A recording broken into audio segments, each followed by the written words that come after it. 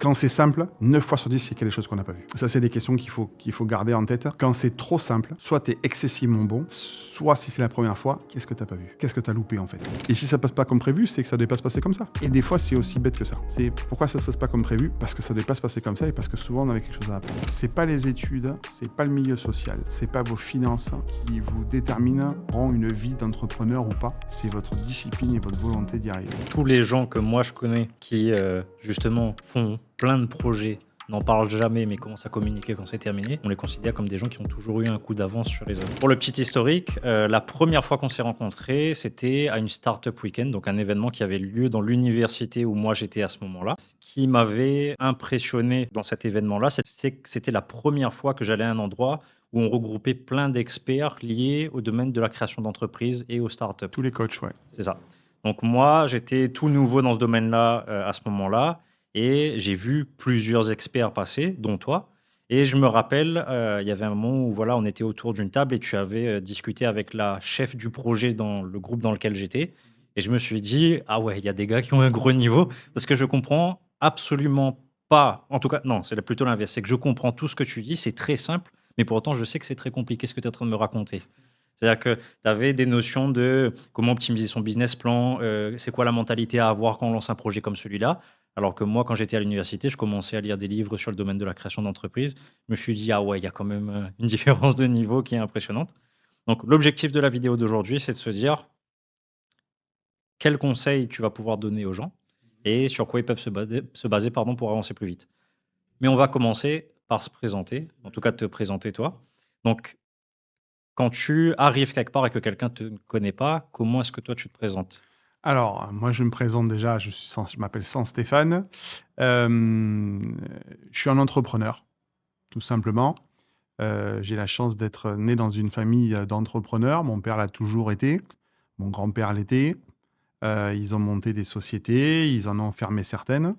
Et en fait, j'ai attrapé cette maladie il y a quelques années maintenant. Je commence à regarder. Quand je regarde dans le rétroviseur, ça fait quelques années. Pas loin de la moitié de ma vie, mais on va commencer à y arriver quand même assez fortement. Et je me suis lancé d'abord, donc je suis moi. D'où je viens? Je viens de base, pas du tout de ce que je fais aujourd'hui. Je viens du monde de la finance. Euh, j'ai j'ai évolué dans des grandes sociétés de conseil et de consulting à Paris, dans le monde de la finance, donc dans les banques, les assurances crédit, etc. Ça fait une grosse partie de mon parcours, jusqu'au jour où j'ai attrapé la maladie de l'entrepreneuriat et je me suis réveillé un matin en me disant et pourquoi pas. Et parce que j'aime pas les choses simples, au lieu de monter une boîte en France, j'ai monté une boîte à l'étranger. Donc je suis parti, j'ai quitté ma place parisienne où tout le monde me disait que j'étais à peu près fou parce que je quittais un boulot, un CDI, un machin, enfin le rêve de beaucoup de gens. Et je suis parti complètement à l'aventure et je suis parti pas très loin d'ici puisque j'ai atterri sur l'île Maurice où j'ai vécu presque 7-8 ans.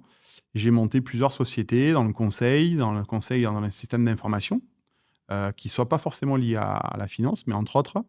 J'ai monté une boîte de développement informatique, j'ai monté un centre d'appel que j'ai soit revendu, soit fermé au fur et à mesure. Et il y a quelques années, parce que mes parents étaient à La Réunion et qu'ils avaient monté le groupe ici, j'ai monté avec mon père la filière du groupe qui devait travailler sur Maurice. Sauf qu'au moment où on l'a monté, quelques 6-8 mois après, les lois ont changé et en fait, elles n'étaient plus du tout valables et on a tout fermé. Mais j'ai continué à garder cette fibre entrepreneuriale.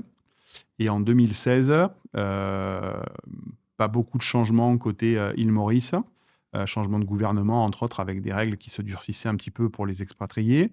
Un phénomène à La Réunion qui faisait qu'en fait, on avait notre directeur commercial qui prenait sa retraite et mon père qui a commencé à me dire et si vous reveniez à La Réunion, travaillez avec nous. Et vu que j'avais remis les mains dans le groupe à travers la filiale mauricienne, je me suis dit pourquoi pas. Et donc, je débarque à La Réunion en 2016 avec femme et enfants.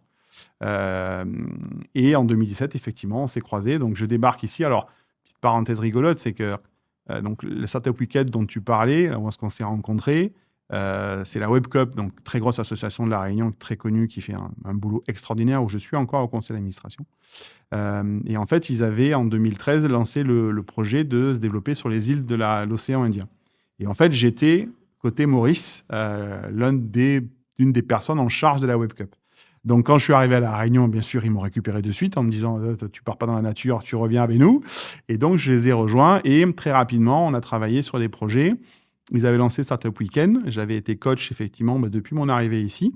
Et en 2015, en septembre 2015, c'était la première de Saint-Pierre. Et quand on s'est rencontrés, ça doit être la deuxième ou la troisième. Et donc, ouais, donc c'est des super événements parce que ça permet de croiser à un même endroit. Moi, je trouve ces événements hyper attractifs parce que on y croise des gens qui ont des super idées. On y mélange des coachs qui viennent de tout horizon. On a des comptables, des entrepreneurs, des financiers, des start-upers. On y mêle des compétences. Il y a des gens qui viennent là, ils n'ont pas de projet, mais en fait, ils ont plein de compétences. Et du coup, ils aident les porteurs de projets. Moi, j'ai vu des trucs éclore dans ces projets-là. Zodcar, par exemple, qui est une des belles pépites de La Réunion. Michel, pour ne citer que lui, que j'ai revu il n'y a pas longtemps et que je salue parce que c'est quelqu'un que j'aime beaucoup. Il vient de là. Il vient d'une Startup Weekend de Saint-Pierre. Je me rappelle du premier projet, du nom qu'il avait. Enfin, et c'était toujours là. Et c'est des belles expériences parce qu'on va mélanger tout un tas d'éléments qui, si vraiment la mayonnaise prend, comme on dit, ça ne peut sortir que quelque chose de bien, quoi. Donc, voilà. Donc moi, je suis juste un entrepreneur qui évolue, qui essaie de faire bouger les lignes. Je suis maintenant à la tête du groupe familial depuis le décès de mon père il y a 1 an. Donc voilà, donc j'ai évolué. Alors j'ai travaillé à La Réunion. J'ai fait partie des fondateurs de la communauté French Tech. Donc la French Tech avait d'abord été créée avec Élodie Royer au tout début. Dès qu'on a pu, on a postulé pour le statut de communauté qu'on avait obtenu. On était la dernière communauté, une des communautés d'Om-Tom. Et il y a 1 an et demi, 2 ans maintenant, si je ne m'abuse, on a transformé la communauté en capitale. Et on est l'une des dernières capitales. Et surtout, on est la seule capitale dans les DOM. Donc, j'ai laissé mon étiquette French Tech en décembre dernier. J'ai démissionné du conseil d'administration. Mais voilà, ça a été une super aventure avec des gens super intéressants. Donc, j'ai la chance d'avoir évolué dans des milieux très différents, les startups, la finance. Et aujourd'hui, en fait, le métier du groupe, c'est de la promotion immobilière. Ça n'a rien à voir. Mais quand on regarde bien, il y a toujours un fil rouge entre la finance, la promotion, les startups. Il y a toujours plein de choses à faire. Donc, tu mets à profit toute l'expérience dans tous ces domaines-là. J'essaye. J'essaye en tout cas. C'est top. Mais du coup, avec les projets que tu as accompagnés et l'expérience que tu as pu voir tout type d'entrepreneur, c'est-à-dire du gars qui a juste une idée, qui n'ose pas forcément se lancer, au gars qui brasse déjà des sociétés, des grosses sociétés, etc. Tout à fait. On a de tout en fait. Alors, moi, je suis toujours hyper surpris et agréablement surpris de voir la résilience en fait et la volonté localement des jeunes et des moins jeunes, parce qu'on a vraiment de tout âge, qui vont venir se lancer, avoir des idées, tester des marchés, vérifier qu'effectivement il y a peut-être des opportunités dans certaines niches ou pas, avec des idées des fois qui sont très révolutionnaires, même des fois hyper en avance de phase. On leur dit, alors c'est une super idée, sauf que le marché de La Réunion, votre idée, elle est bonne dans 10 ans, quoi. Parce que là, il y a une espèce d'inertie. Souvent, c'est des idées qu'ils ont piquées aussi dans d'autres pays, où ils sont plus ou moins en avance sur certains sujets. Mais ouais, il y a une espèce d'inertie, enfin, il n'est pas d'inertie, au contraire, il y a une espèce d'énergie énorme, justement, pour sortir de cet enclos. Et on y croise. Alors, moi, j'ai en tête des entrepreneurs qui sont serial entrepreneurs, comme on dit, donc qui sont largement meilleurs que moi, qui ont beaucoup, beaucoup de sociétés, qui continuent à monter des boîtes avec des copains, des machins, ils leur filent des coups de main, puis ils se mettent au capital, puis ils les aident, ils les poussent, et en fait, ça finit par évoluer. Ou des gens qui, en fait, sont d'anciens salariés et qui un jour se réveillent en disant, comme moi, il y a une époque, ça leur a piqué, et puis ils se disent, pourquoi pas.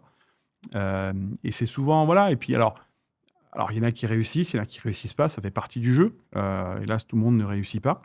Mais je reste persuadé que l'expérience en soi, elle est enrichissante. Même si c'est compliqué, même s'il ne faut pas se leurrer, tout n'est pas un long fleuve tranquille. Mais l'expérience d'être un entrepreneur, ouais, ça vous gagne, ça vous pique, et puis ça vous gratte, comme on dit, quoi. C'est au bout d'un moment, en fait, vous y retournez. Et il y a très, très, très peu d'entrepreneurs que je connais qui aujourd'hui repartent dans l'employé classique, parce que au bout d'un moment, comme ils disent, c'est compliqué, quoi. Enfin, ça vous démange tous les jours à vous dire et si, quoi. Donc, Je comprends. Et du coup, justement, vu que tu as côtoyé autant de monde, on va séparer la question en deux parties. Pour toi, c'est quoi les principales erreurs à éviter que tu as remarquées chez les nouvelles personnes qui se lancent, qui Mmh. arrivent dans ce monde-là? Pas forcément les jeunes, puisqu'on peut être Non? intéressé par l'entrepreneuriat Plus à tard. n'importe quel moment de sa vie. Et de l'autre côté, quel défi toi tu as eu que tu ne pensais peut-être pas forcément avoir, ou en tout cas que même en sachant que ça allait arriver, ça a été plus difficile que prévu? Ah, ça, c'est des bonnes questions. Hem, quel conseil? Alors, heu, le premier conseil, c'est qu'il ne faut, à mon avis, jamais se dire que c'est pas possible. Et on vit quand même dans une société, alors pour le coup sans vouloir faire sans vouloir faire de sectorisation, mais en France, on a quand même une tendance à s'arrêter à cet impossible. Et pourtant, on dit bien qu'impossible n'est pas français. Et bien, en fait, je suis d'accord. C'est pas impossible. C'est très compliqué. Il y a des moments, c'est excessivement compliqué. Mais honnêtement, c'est rarement impossible. Moi, quand j'ai travaillé dans le consulting, j'ai eu la chance d'avoir des super chefs d'équipe. Euh, il y en a un qui me disait toujours que euh, si ça passe pas par la porte, il faut passer par la fenêtre. Si ça passe pas par la fenêtre, il faut passer par le vasistas. Et en fait, il faut passer. Et il y a toujours une solution. Et il avait une phrase que je trouvais assez rigolote, qui disait, et j'étais jeune à l'époque, il disait, de toute façon, tu verras qu'entre personnes intelligentes, on trouve toujours des solutions.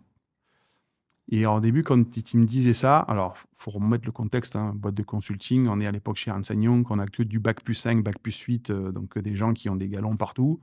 Moi, je faisais pas le figure à côté d'eux. Et je me disais, mais en fait, on est entouré de gens intelligents. Et en fait, j'ai compris plus tard ce qu'il voulait dire. C'est qu'on peut être très cultivé, mais on peut ne pas être intelligent. Et en fait, quand il disait entre gens intelligents, on trouve toujours les solutions, c'est si la personne en face de toi, elle a envie de trouver une solution, même si c'est très compliqué, ensemble, vous allez la trouver. Si en face de toi, de toute façon, la personne n'a pas envie de trouver de solution, elle peut être aussi cultivée qu'elle veut. Si déjà dans sa tête, c'est mort, tu ne feras pas le premier pas. Et en fait, c'est vrai, c'est très, très vrai. Et ça, je l'ai appris dans toute ma vie. Je me dis toujours, ouais, mais entre gens intelligents, on trouve des solutions. C'est-à-dire, OK, on a tous les règles du jeu, mais comment on peut, avec ces règles du jeu-là, trouver, alors, c'est pas forcément la solution la meilleure, mais ça en est une. Et en fait, c'est ça. Il faut pas s'arrêter à, ah, mais c'est pas possible. OK, monsieur, c'est pas possible. D'accord. Expliquez-moi pourquoi. Et avec ce que vous m'expliquez, comment en fait on peut redéfinir le cadre. C'est-à-dire le cadre il était comme ça au début, vous me dites que je peux pas parce que là, ok, d'accord. Et si on le fait comme ça, est-ce que ça marche?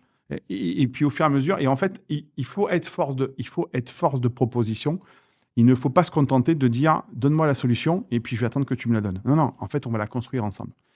Un des conseils vraiment que moi j'ai donné, et ce sur quoi pendant des années j'ai travaillé, c'est dire il faut être force de solution, il faut être force de proposition et ne surtout jamais s'arrêter de ah, mais c'est pas possible. Parce que c'est une réponse facile. Et là, souvent, par des gens qui soit n'ont pas le pouvoir de décision, soit n'ont pas envie que ça se fasse. Et en fait, ça permet de jauger. Si effectivement, en face de vous, en face de toi, ta personne, elle te dit c'est pas possible parce qu'en fait, elle n'a pas envie d'y aller, perds pas ton temps. C'est OK. Donc, c'est pas avec toi que je vais faire le deal, je vais le faire avec quelqu'un d'autre. Ça peut être des banques, ça peut être des fournisseurs, ça peut être des partenaires, ça peut être des associés. Ça peut être plein de choses.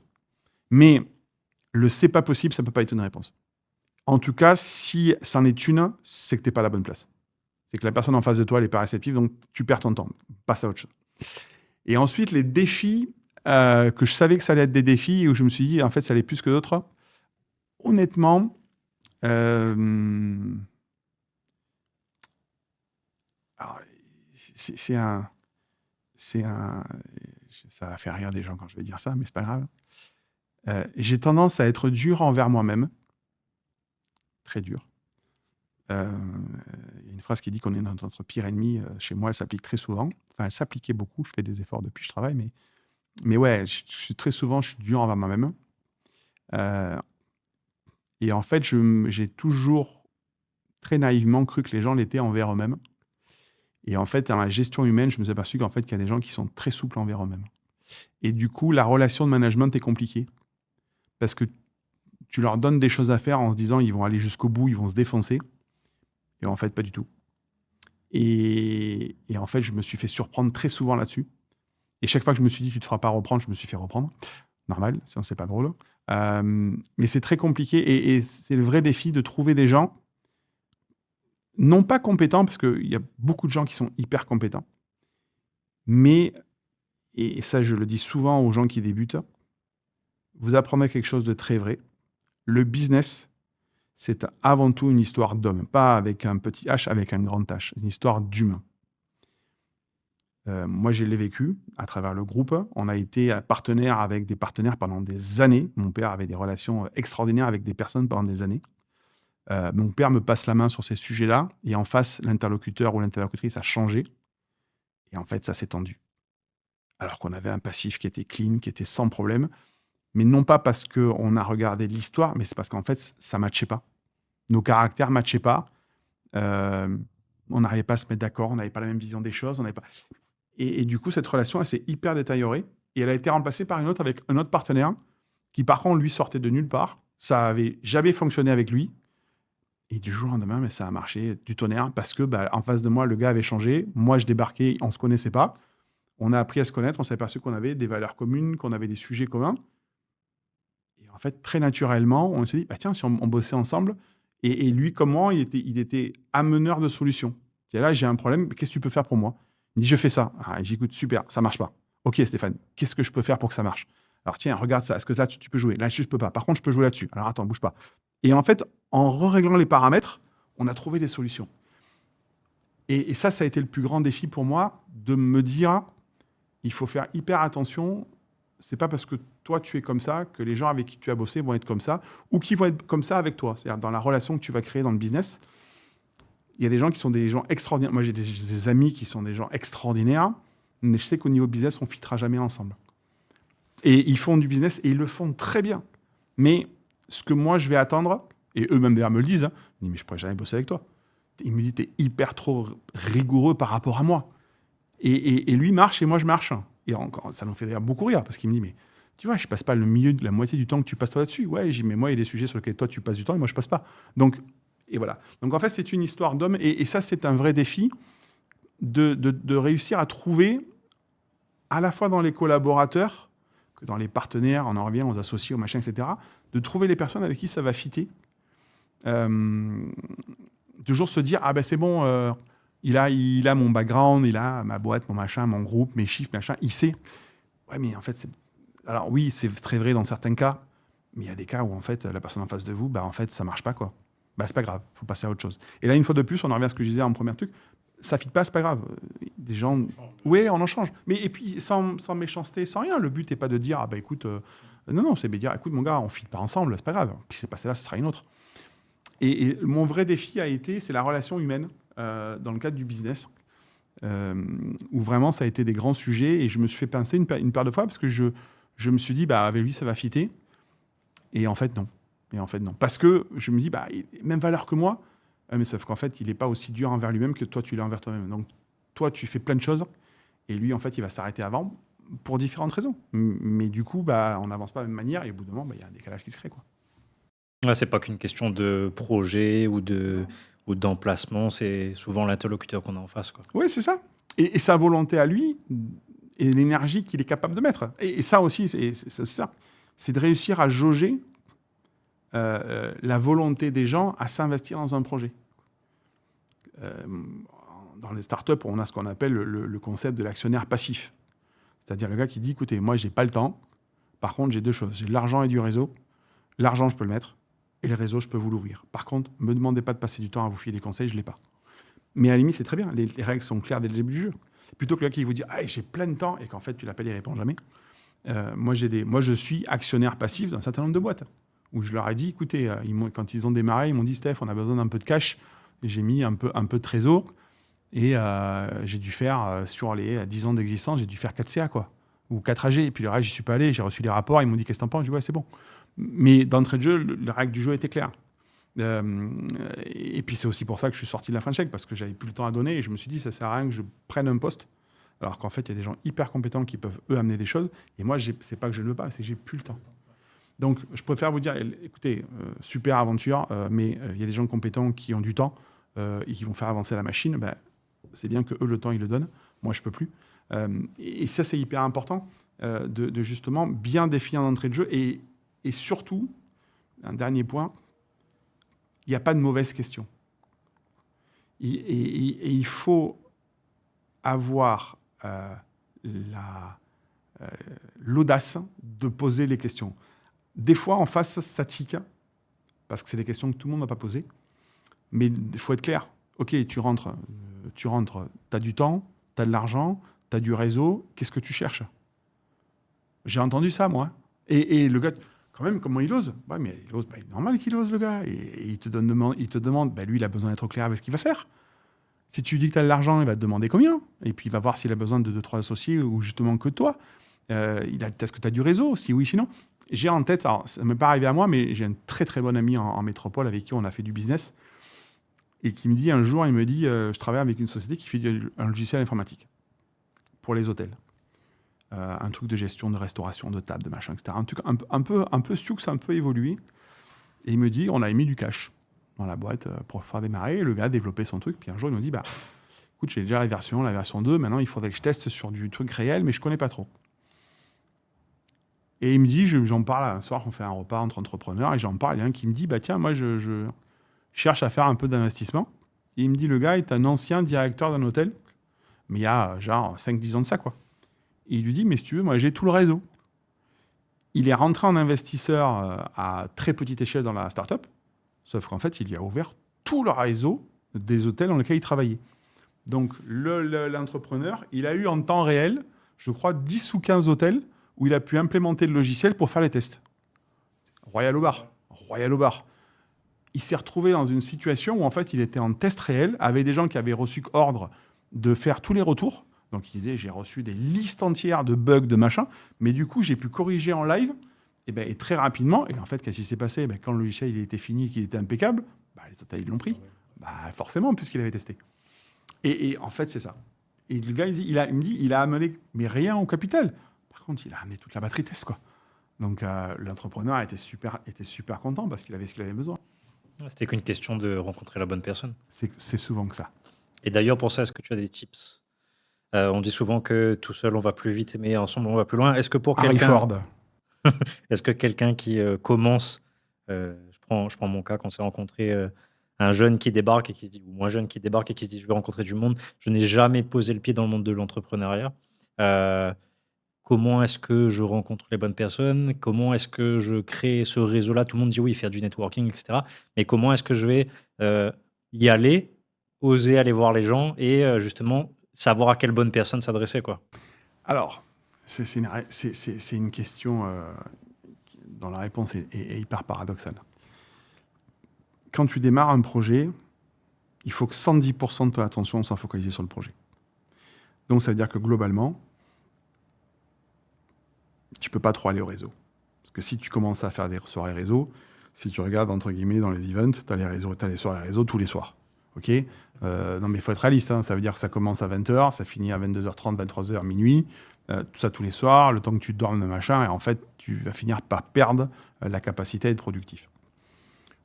Et en fait, c'est là où c'est un dosage que personnellement, je connais que pour moi. Faire des events, un peu comme la Startup Weekend, où là, d'un coup, sur un week-end, tu sais que tu perds, entre guillemets, un week-end de boulot, mais en fait, tu vas engranger un maximum de links, de liens, avec des gens, des coachs, des start-upers, des machins. Donc ça, c'est hyper bon. Parce que dans un laps de temps très court, tu remplis, entre guillemets, un carnet d'adresses de gens que tu as rencontrés et que tu pourras éventuellement demain rappeler. Moi, j'ai vu des gens bosser après, plus tard. Ils se sont rencontrés à Startup Weekend. Alors, un tel était développeur, en fait, UX dans une équipe projet. L'autre, il était dans une autre équipe. Et en fait, ils ont pris leurs coordonnées au moment de la pizza, au moment du sandwich. Et puis, quand l'autre a eu besoin, il l'a appelé pour dire, tiens, moi, j'ai évolué ma startup. La tienne, elle est où? La mienne, elle n'a pas évolué. OK, je cherche un développeur UX. Est-ce que c'était dispo? Oui. Et en fait, il l'a embauché. Donc, en fait, tu peux faire 200 events et croiser personne d'intéressant. Moi, j'ai vécu à Paris, et souvent à Paris, c'est ça. Tu fais des énormes événements où il y a 400 personnes. Au final, tu as parlé avec 4. Et si dans les 4, il n'a pas une bonne, tu n'as pas eu ton temps. Et puis, tu fais des fois des events où tu vas concentrer à un seul endroit plein de gens. Et en fait, il faut devenir sélectif dans ce qu'on fait. Au début, on va toujours partout, parce qu'on veut rencontrer le maximum de monde. Et au fur et à mesure, tu vas finir par couper des branches de l'arbre. C'est-à-dire, OK, cet event-là, il y a des gens, moi j'ai des soirées auxquelles je ne vais plus, parce que tu rencontres toujours les mêmes personnes. Et en gros, ça boucle autour des mêmes sujets. C'est des entrepreneurs, mais en fait, ils se voient une fois par mois. Et globalement, il n'y a pas de nouveaux rentrants.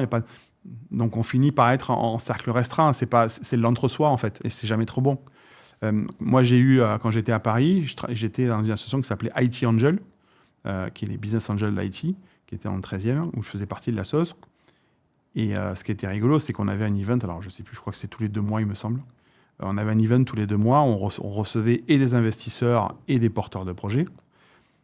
On avait une base de données qui était énormissime. Je ne me semble pas avoir croisé, j'ai dû faire 5-6 events. C'est rare que j'ai croisé 3 fois les mêmes personnes, quoi.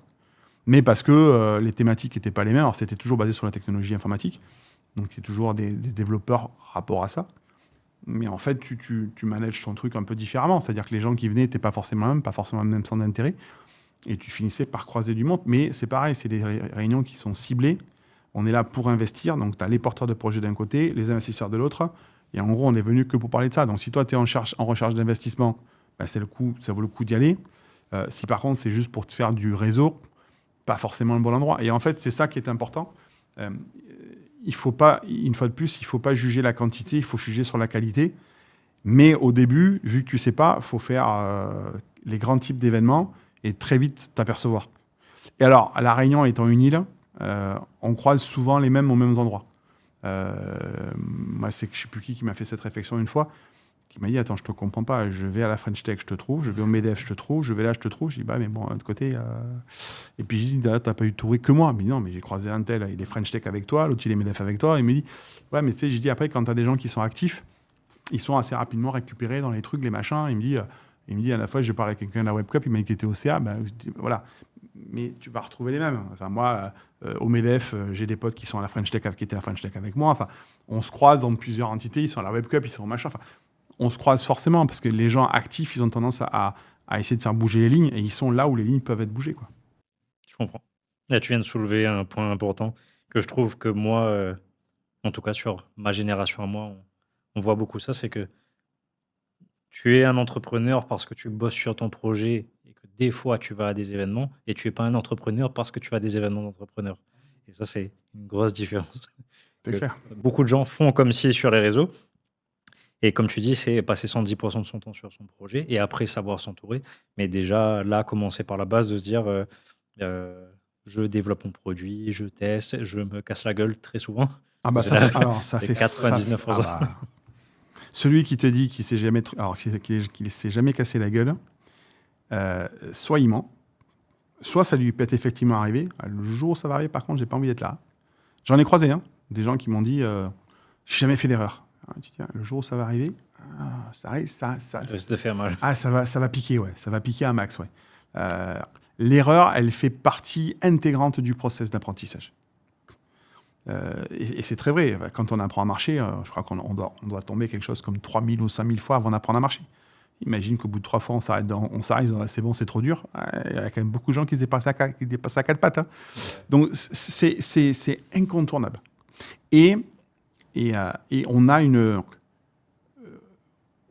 une culture très française de l'échec. On voit ça comme... c'est un truc aberrant. En Amérique... si tu vas voir un banquier et que tu montes ta première boîte et que tu t'es jamais gouré, t'es mal vu. C'est-à-dire ils vont avoir plus de mal à financer ta première boîte que financer la deuxième et la troisième si tu as planté les 2 premières. Parce qu'ils vont dire, globalement, vous avez appris. Alors qu'à la première, tu sais rien. Et la logique, tu te dis, ouais, ça a du sens en fait. Alors là, je sais qu'il y a un mur, celui-là, c'est bon, j'ai déjà pris, ça c'est fait. Là, ça, j'ai pas encore essayé, mais tout ça, j'ai déjà fait. Ah oui, donc en fait, vous avez appris. Donc vous avez accumulé l'expérience. En France, l'échec, c'est un gros mot presque. Hein. Moi, j'ai des entrepreneurs, ils disent « Ouais, mais si je me trompe ?» Oui, alors tu recommenceras. C'est te dire, t'apprends de tes erreurs. En fait, t'apprends pas de tes réussites. Puisqu'a priori, c'était bon. Mais t'apprends de tes erreurs. C'est comme le principe. Hein. Tu allumes une bougie, tu mets le doigt, tu te brûles, tu dis, ah, bah oui, ça brûle, oui. Donc, après, oui, la seconde fois, tu la mettras pas. Tu apprends comme ça. Et moi, je trouve ça. Enfin, après, il y a échec et échec, mais si tu n'essaies pas, tu peux pas savoir si ça marche ou si tu vas te tromper, mais il y a des chances que tu te trompes. Ça fait partie du jeu. Donc oui, il faut effectivement, il faut pas être dans le dire, il faut être dans l'action. C'est-à-dire que, ce que tu disais tout à l'heure, et c'est très juste, il y a beaucoup de gens qui disent que. Et en fait, il faut chercher les gens qui disent pas et qui font. Et ce que j'appelle les effets d'annonce, moi, j'adore ça, je trouve ça génial. Et on les retrouve partout. Les grands effets d'annonce, ne dis pas que tu vas faire quelque chose. Fais-le et dis que tu l'as fait. Tu vas pas faire, tu as fait. C'est une différence flagrante. Parce que quand tu vas faire, il y a une chance sur deux que ça sorte jamais. Quand tu as fait, on va pas savoir ce qui s'est passé avant. On va voir que tu as fait. Donc, tous tes échecs, tes machins, ça t'appartient. C'est ton expérience, c'est ta vie. Mais le résultat, on le voit. Si demain, je dis, je vais faire une table comme ça, si j'y passe 25 heures, mais qu'elle sort à cette tête-là, je dis, vous avez vu, je l'ai fait. T'as passé combien de temps? J'ai passé du temps. T'as passé 4 heures, 8 heures, 10 heures, 20 heures. C'est pas grave, elle est là. C'est important. Et ça t'appartient qu'à toi. Mais toi, tu sais que ces 25 heures-là, elles ont été nécessaires pour que tu apprennes à couper proprement, à polir proprement, etc. etc. On n'a pas le même rythme d'apprentissage. Moi, j'ai eu la chance dans ma vie de croiser des gens, des vrais bons, tu sais. Enfin, moi, j'ai des gens autour de moi, j'ai croisé des gens, tu as l'impression que le gars, il est bon partout. C'est n'importe quoi qu'il fait. Et en fait, quand tu réfléchis avec du recul, c'est pas qu'il est bon partout, c'est qu'il a un taux de transformation qui est vachement court, c'est-à-dire qu'il apprend super vite. Là où moi, je vais mettre, on prend des sujets tous les deux à l'instant zéro, et en fait, lui, en 5 heures, il va avoir atteint le niveau que moi, je vais mettre 15 heures à atteindre. Et comme il me disait après, c'est pas grave. Le but, c'est que là-haut, on se rejoigne. Mais et là-dessus, on n'est pas égaux, mais c'est pas grave. Qu'est-ce qu'on s'en fout que je passe 15 heures et que toi, t'en passes 5? C'est pas grave. C'est ça. En fait, c'est ça qui compte. C'est pas le temps qu'on y va mettre, c'est le fait que ça sorte. Et ça, c'est hyper important. Et aujourd'hui, on joue sur cette espèce de temps. Ouais, mais ça vaut pas le coup. Bah, ça va sortir, ça vaut le coup.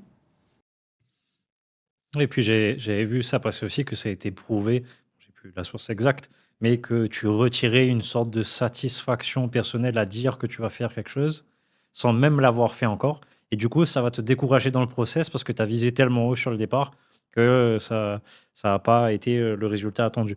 Moi, je prends l'exemple du studio là dans lequel on est. Ça fait longtemps qu'on était censé l'ouvrir. Ça fait longtemps qu'on a envie de dire à tout le monde que ça y est, ça arrive à La Réunion parce que les gens de notre domaine savent justement que c'est le QG sur Paris, que c'est même le leader en Europe. Donc on avait ce truc de ça nous grattait de dire à tout le monde ça arrive, vous allez être content qu'il y ait ça à La Réunion, ça va ouvrir des portes, etc. Et finalement, on le fait. Il y a des petits soucis de travaux, il y a des petits soucis de fournisseurs, il y a des petits soucis administratifs. Ce qui fait que on est de plus en plus patient et l'annonce, elle prend de plus en plus de temps. Mais le jour où on l'annonce, on se dit, purée, on en est passé par des choses, mais au moins c'est là. Et finalement, bah, on est très content du résultat, quoi. Ouais, mais c'est fait. Et puis, une fois de plus, moi, c'est ce que je dis souvent aux équipes, parce que on se lance dans les nouveaux projets, les nouvelles idées. Et à chaque fois, je leur dis, alors, mettez-vous dans la tête, ça va être dur. Oui, ça va l'être. Ça sera jamais simple. Et quelque part, il faut pas. Parce que quand c'est simple, 9 fois sur 10, il y a quelque chose qu'on n'a pas vu. Ça, c'est des questions qu'il faut garder en tête. Quand c'est trop simple, soit tu es excessivement bon, c'est-à-dire que ton expérience fait que de toute façon, ça devient simple, soit si c'est la première fois, qu'est-ce que tu n'as pas vu? Qu'est-ce que tu as loupé, en fait? Alors, il y a l'effet chance, j'y crois pas. Mais il peut y avoir. Mais honnêtement, tirer une balle sur une cible grande comme ça à 1 kilomètre, ça peut arriver, mais il faut avoir une chance énormissime. C'est pas exclu, mais le taux est tellement faible que pour moi, c'est quelque chose que tu n'as pas vu, quoi. Donc, Ça, c'est hyper important. Ça va être dur. Oui, oui, ça va l'être. D'entrée de jeu. Et alors, à chaque fois, moi, j'ai une équipe qui est composée uniquement de femmes. Je dis, ah, mais t'es absolument pas optimiste. Ah, j'ai si. J'ai pas dit qu'on n'y arriverait pas. Je dis juste que ça va être dur. Mais on va y arriver. Parce qu'on est tous câblés de la même manière. Donc, on va tout faire pour que ça arrive. Maintenant, je vous dis tout de suite, hein, on va essuyer des plâtres, on va avoir des prises de panique, tout ça, ça va faire partie du lot. Mais quand le premier projet va sortir dans cet état-là, le second derrière, ça va être hyper facile. Parce que en fait, on aura appris, on aura essuyé tout, on aura fait toutes les bêtises possibles. Le second, si on a appris entre-temps, le second va mieux se passer. Et au fur et à mesure. Donc c'est pour ça. Et en fait, il ne faut pas... l'effet d'annonce, il a effectivement ce que tu dis, et tu as raison. En fait, souvent, on dit, on va faire ça, avant tu te mets après la barre à peu près ici. Et puis quand tu commences à ouvrir le paquet et que tu commences à t'apercevoir les étapes, tu dis, on va peut-être baisser un peu le truc, on va mettre un peu là. Et au final, tu dis, on va faire ça. Et les gens vont dire, mais t'as fait que ça. Vous êtes marrant, vous. Venez transpirer avec moi. C'est comme tu dis, je vais faire l'Arche de Noé en 3 mois. Tu dis, a priori, ça va être long. Donc, c'est ces principes-là, en fait. Pour ça, ne dites pas ce que vous allez faire. Faites-le. Et après, dites, voilà ce que j'ai fait. Et le rapport aux gens, parce que la manière dont les gens après vont te percevoir, toi ou les autres, ça va pas être le même. Le gars qui annonce pas et qui fait, c'est un faiseur. Le gars qui annonce et qui fait pas ce qu'il a annoncé, ce qui est souvent le cas parce qu'en fait, tu n'as pas l'idée de ce que tu vas pouvoir affronter. En fait, en gros, ouais, mais bon, tu faisais 100 et tu as fait 10, quoi. Ouais, mais bon, t'es marrant. En fait, j'ai dit 100, mais quand j'ai dit 100, j'avais pas conscience de ce que ça représentait. Ah, mais t'avais dit 100. Ah, ouais, bon. Tu savais, toi, que c'était aussi compliqué? Non, mais moi, je l'ai pas dit. Bon, enfin bon. Après, je trouve que ça devient un trait de caractère, c'est-à-dire que tous les gens que moi je connais qui, justement, font plein de projets, n'en parlent jamais, mais commencent à communiquer quand c'est terminé, on les considère comme des gens qui ont toujours eu un coup d'avance sur les autres. Euh, Ne serait-ce que par leurs concurrents. Je l'ai vu pas mal de fois, ça, où les gens te disent, ah, tu as fait ça, etc. Oui, mais j'ai fait ça, je l'avais prévu il y a 6 mois, c'est sorti que maintenant, quoi. C'est plein de choses comme ça. Donc, je pense que c'est une compétence à développer aussi. Du coup, c'est un très bon conseil à donner aux gens de se dire, euh, là, et en fait, là, je viens de tilter sur un post que tu avais fait et ce sera une très belle transition pour la suite. C'est que souvent, quand on va développer ces projets-là et qu'on va se casser la gueule, on va être seul. Et c'est la grosse problématique du chef d'entreprise en permanence. Et plus le temps passe, plus je m'en rends compte.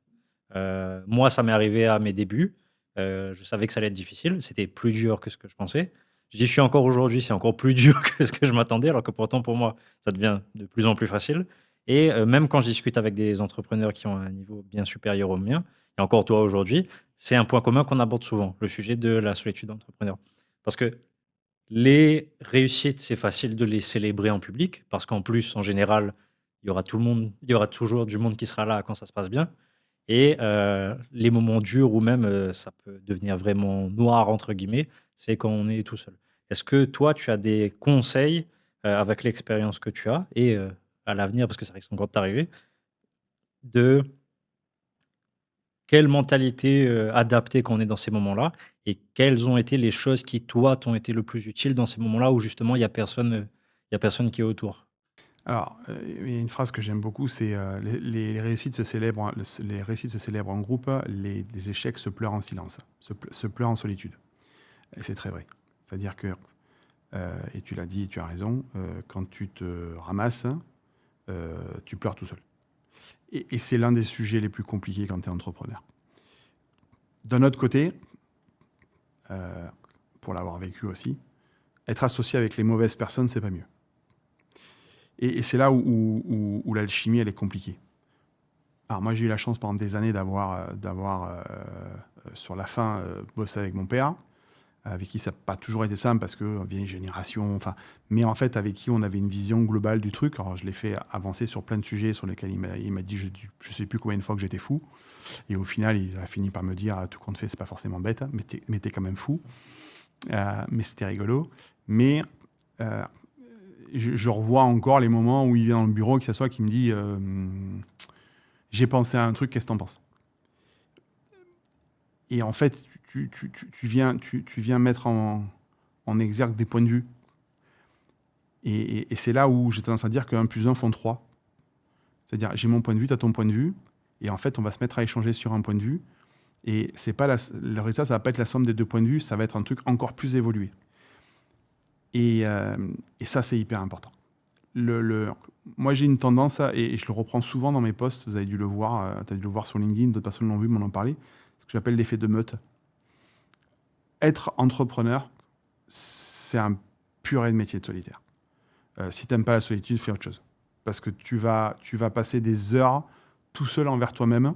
Alors déjà, tu apprends à développer la confiance en soi et l'amour pour soi. Et à des moments, tu te mettrais des baffes. Ça a dû déjà t'arriver. Ça s'améliore pas avec le temps. Je te dis tout de suite, je te préviens tout de suite. Mais c'est hyper important de réussir à pouvoir rester seul avec soi-même. Dans les moments où ça va, et surtout dans les moments où ça ne va pas. De réussir à s'asseoir et de se regarder comme si tu étais en train de regarder quelqu'un que tu ne connais pas et de te faire cette analyse-là et de se dire, OK, où est-ce que j'ai merdé? Et moi, je suis un grand passionné des écrits de Jung, de Carl Jung, le psychologue, et qu'il a une expression, il dit « hug the cactus ». Voilà. Et c'est très vrai. C'est-à-dire que si ce côté-là de vous, tout ce que vous n'aimez pas, vous n'arrivez pas à les aimer, le meilleur entrepreneur, ça va être compliqué pour vous. Parce que des défauts, on en a tous. Et il y a des moments, il faut se dire, OK, là, j'ai vraiment pas été bon, quoi. Et ça, c'est des vrais moments de passé. Et je pense que ça fait partie de la structuration du métier de patron de boîte, du métier d'entrepreneur. Ou quand c'est pour toi que c'était trip, et que, en fait, il y a des moments où tu vas pas avoir envie et où tu as fait une bêtise, il va falloir que tu t'affrontes, que tu te regardes, que tu oses t'avouer ce qui est inavouable. Ce qui est plus facile à faire quand on est deux, et encore, il faut encore que la personne en face de toi, tu la connaisses bien et que tu acceptes qu'elle puisse te dire ça, c'est encore autre chose. Après, du coup, moi, comment j'ai paré à ça? C'est la meute.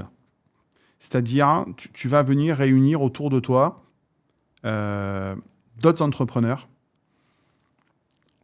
qui partagent une grande partie de tes valeurs, qui ont des cheminements et des évolutions presque similaires, pas forcément les mêmes métiers, mais avec qui tu vas pouvoir échanger. Moi, ça m'est arrivé très souvent, et je te le disais en off, il y a encore des gens qui m'appellent pour me dire « Ah, Steph, j'ai des questions sur la finance, ou j'ai un problème dans la boîte, j'ai besoin d'en parler, t'es dispo? Ouais, on va boire un café, on va manger un bout, on va prendre... ou viens ce soir après le boulot, tu vois, tu passes au bureau, on boit... » Et en fait, tu es dans l'échange. Je vais pas attendre qu'on m'amène des solutions, ou je vais pas forcément en amener. Par contre, on va parler du sujet. Et ne serait-ce que de te dire... ce que beaucoup de gens me disent, c'est con, parce qu'on vient avec des questions et tu nous poses des questions. Oui, mais c'est le but de la manœuvre, en fait. C'est que les questions vont te permettre d'aller des fois dans des endroits où tu n'es pas allé, où tu n'as pas voulu aller. Moi, j'ai des copains qui sont venus me voir il y a quelques années pour me dire « Bon, Steph, on a un sujet, on est en train de planter la boîte, c'est quoi ton conseil ?» Oula, on va s'asseoir, qu'est-ce qui se passe? Il se passe que pas de réseau, retard de paiement, crise économique, machin, enfin, voilà. Et qu'est-ce que tu en penses? Écoutez, et puis tu dresses 2-3 options, parce que je suis incapable de prendre une décision pour eux, mais tu dis voilà, il y a cette option-là, cette option-là, cette option-là. Après, les gars, faites votre choix, mais qu'est-ce que t'en penses? Au final, ils ont fermé la boîte, et puis leur vie est de nouveau très très bien, c'était deux associés, ils sont deux entrepreneurs, ça se passe super bien, ils ont fait les bons choix, ils ont de l'argent à personne, enfin, ça s'est passé hyper souple. Le gars vient te voir pour te dire écoute, j'ai un problème, j'ai planté la boîte, quoi. Tu dis attends, là, c'est un sujet sérieux, là, quand même. Alors que moi, je les ai vus naître. Je les ai vus monter la boîte, développer, avoir des super clients. Enfin, tu te dis qu'est-ce qui s'est passé? Tu te dis à un moment donné, crise économique, machin truc, mauvais virage à droite, virage serré, et puis on frotte le mur, quoi. Et puis en fait, c'est là que tu te dis c'est pas grave. Ils ont rebondi tous les deux, on se rencontre encore. Ils ont tous les deux du boulot, à plus savoir qu'en faire. Donc, ils ont rebondi et la vie continue.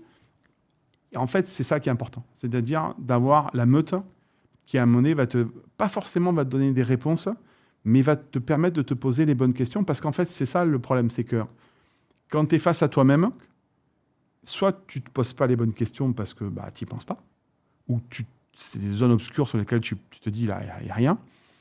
ou que tu oses pas. Et le gars en face de toi, son job, ça va être ça. Ça va pas être de te dire, fais ça. Parce que je suis incapable de prendre une décision pour toi. Enfin, demain, tu me diras, écoute Stéphane, je veux développer la marque sur l'océan Indien. Je peux te dire, fais ça, fais ça. Si tu me dis, est-ce que c'est une bonne idée? Je vais dire, écoutez, je sais pas.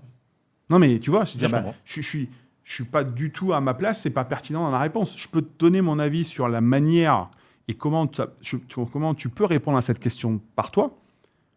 Mais à moins que tu me poses une question sur mon domaine technique pur et dur, où là, je peux te dire blanc ou noir. Mais sur un truc que je ne connais pas, je ne peux que te donner des points de vue qui sont basés sur ma vision des choses. Et c'est là où c'est intéressant d'avoir une meute. Tu as des gens, en fait, qui ne sont pas dans ton domaine. Donc, globalement, ils n'y connaissent rien. Et c'est justement cet œil candide qui vont te permettre de te dire tiens, regardez ça. Et ça ne marche pas. Alors, des fois, tu dis bah non. Et puis, des fois, tu dis tiens, je n'ai pas pensé. Moi, des fois, je parle avec des gens dans le promotion immobilière, on parle de concepts, de machins, de trucs. Pourquoi tu fais pas ça? Bah, parce que ça... Ouais, bah, je sais pas. Ouais, parce que j'ai pas pensé, parce que c'est un truc pour moi qui était hors sujet, où ça fait des années qu'on ne le fait pas. Et pourquoi vous le faites pas? Bah, parce qu'à l'époque, ça marchait pas, mais peut-être qu'aujourd'hui, effectivement, ça serait pas une mauvaise idée. Et en fait, tu pivotes. On en revient au pivot des startups que tout le monde fait. Mais en fait, tu pivotes. Mais tu pivotes parce qu'à un moment donné, on va te balancer un truc et que la réponse va être « Ah ben oui, j'ai pas pensé ». Et ça ne peut avoir lieu que quand tu es dans l'échange. D'où l'important. Alors, il ne faut pas qu'il y ait 25, parce que si ta meute fait 25 personnes, il faut que tu appelles tout le monde. Mais tu vois que tu es 4-5 personnes dont tu connais la pertinence sur les sujets. Et des fois, tu les appelles et tu leur dis « j'ai une question, qu'est-ce que tu en penses ?» Moi, je me souviens d'un cas où on mangeait tous ensemble, on était 4-5 en train de manger. Il y en a un qui dit « j'ai un sujet, c'était l'arrivée des ruptures conventionnelles. » J'ai un mec qui me demande une rupture conventionnelle et tout, comment ça marche, je suis pas au courant. Il dit bah tiens, justement, j'en sors d'une à l'instant, ça s'est passé comme ça, comme ça, comme ça, comme ça. Il me dit, et du coup, le gars était complètement en stress par rapport à un sujet qu'il maîtrisait pas. Et on va dire non, t'inquiète pas, ça se passe bien. Puis il lui a expliqué comment ça se faisait, le machin. Il dit, ah ok, d'accord. Là, autour d'un repas, en train de parler d'un sujet, il dit comment ça se passe? Il dit, ah putain, j'ai un sujet en ce moment. Tu vois, on se voit une fois tous les 4 mois ou tous les 3 mois dans ce stade-là. Mais des fois, tu as des sujets comme ça. Et le fait d'échanger avec des gens qui ont des métiers, pas les mêmes que toi, mais qui peuvent avoir des problématiques similaires. Moi, à la fois, j'avais des questions sur un logiciel en disant, tiens, je cherche un logiciel qui fait ça, ça, ça. Vous en pensez quoi? Un logiciel de gestion des frais. Un truc tout bête. Hein. Il y en a qui dit, tiens, moi, j'ai essayé ça. Moi, j'ai essayé ça. Moi, j'en ai un gratuit. Écoute, teste-le. Et en fait, c'est celui que j'ai aujourd'hui. Quoi. Les 4 ans que j'utilise, il est gratuit, il marche bien. Ça répond à mon besoin, c'est pas trop compliqué. Ça me sort un fichier Excel avec mes fichiers PDF. Ah, c'est super, c'est tout ce que j'ai demandé. Et ça vient d'une discussion. Donc, soit tu y passes, alors aujourd'hui, ils vont te dire, il y a ChatGPT. Ok, mais soit avant qu'il y ait tout ça, il y a d'abord une relation entre entrepreneurs. Parce qu'il y en a forcément un qui est déjà passé par là. Donc, hyper important, bosse sur ton projet. Ça, c'est le conseil de base, c'est bosser d'abord sur vos projets. Faites le tour, documentez-vous. Soyez pas absolument pas avare de connaissances sur vos projets, sur ce qui peut entourer. Et alors, s'il y a vraiment un conseil, et c'est une triste vérité, mais c'est un conseil. Entrepreneur, le fameux patron de boîte, chef d'entreprise, ce que tu veux, c'est un métier à part entière. C'est pas un passe-temps. Moi, je croise aujourd'hui énormément d'entrepreneurs, sans connotation, hein, c'est des super ouvriers, c'est des super bons faiseurs. C'est pas des patrons de boîte. C'est-à-dire que tu leur donnes un truc à faire, ils le font super bien. Sauf que ça, c'est 90% de la journée. Les 60% pour arriver aux 150, c'est les factures, les devis, la compta, le bilan, le machin, la banque, les deux. Voilà, c'est tout ça. Et ça, il ne faut pas le négliger. Parce que très, très vite, c'est ce qui fait la différence entre la survie et la mort. Dans le monde du bâtiment dans lequel j'évolue, moi je suis dans l'immobilier, mais je travaille avec des gens dans l'entreprise du bâtiment. Et je repense à un qui a fermé. C'était un monsieur qui nettoyait les clims. Honnêtement, le gars, super bon. Le gars, il vient nettoyer une clim, t'as pas un truc par terre, c'est propre, c'est bien fait, c'est rapide. Il est passé, il n'est pas passé, tu le sais pas. Sauf que tu demandes un devis, t'en as pour 6 mois, tu le relances 15 fois, il vient, tu lui envoies la facture, il t'envoie la facture 2 mois plus tard. Tu le paies, vu qu'il ne check pas sa banque, il te dit j'ai pas été payé, faut que tu lui montres que tu l'as. Et je lui dis, à un moment donné, alors il me dit, oh, mais j'ai pas de sous pour payer nos secrétaires. J'entends bien. Hélas, c'est le package obligatoire. C'est-à-dire, quand le soir, tu finis de bosser, en fait, tu passes 2 heures à faire ta compta, ton suivi de facture, ton paiement, ton machin, ton truc. Moi, ce que les gens me disent, mais qu'est-ce que tu fais la première chose le matin quand tu te réveilles? Je check ma banque tous les matins. Dans le groupe, on a maintenant plein de sociétés. Tous les matins, ma première chose que je fais quand j'arrive au bureau, je prends mon café, je me pose dans mon bureau, et pendant que je bois mon café, je check les comptes en banque de toutes les banques. Je vérifie que tout ce que j'attends est bien rentré, je vérifie que tout ce que j'ai payé est bien sorti, etc., etc., etc. Ça me prend entre un quart d'heure et 1 heure.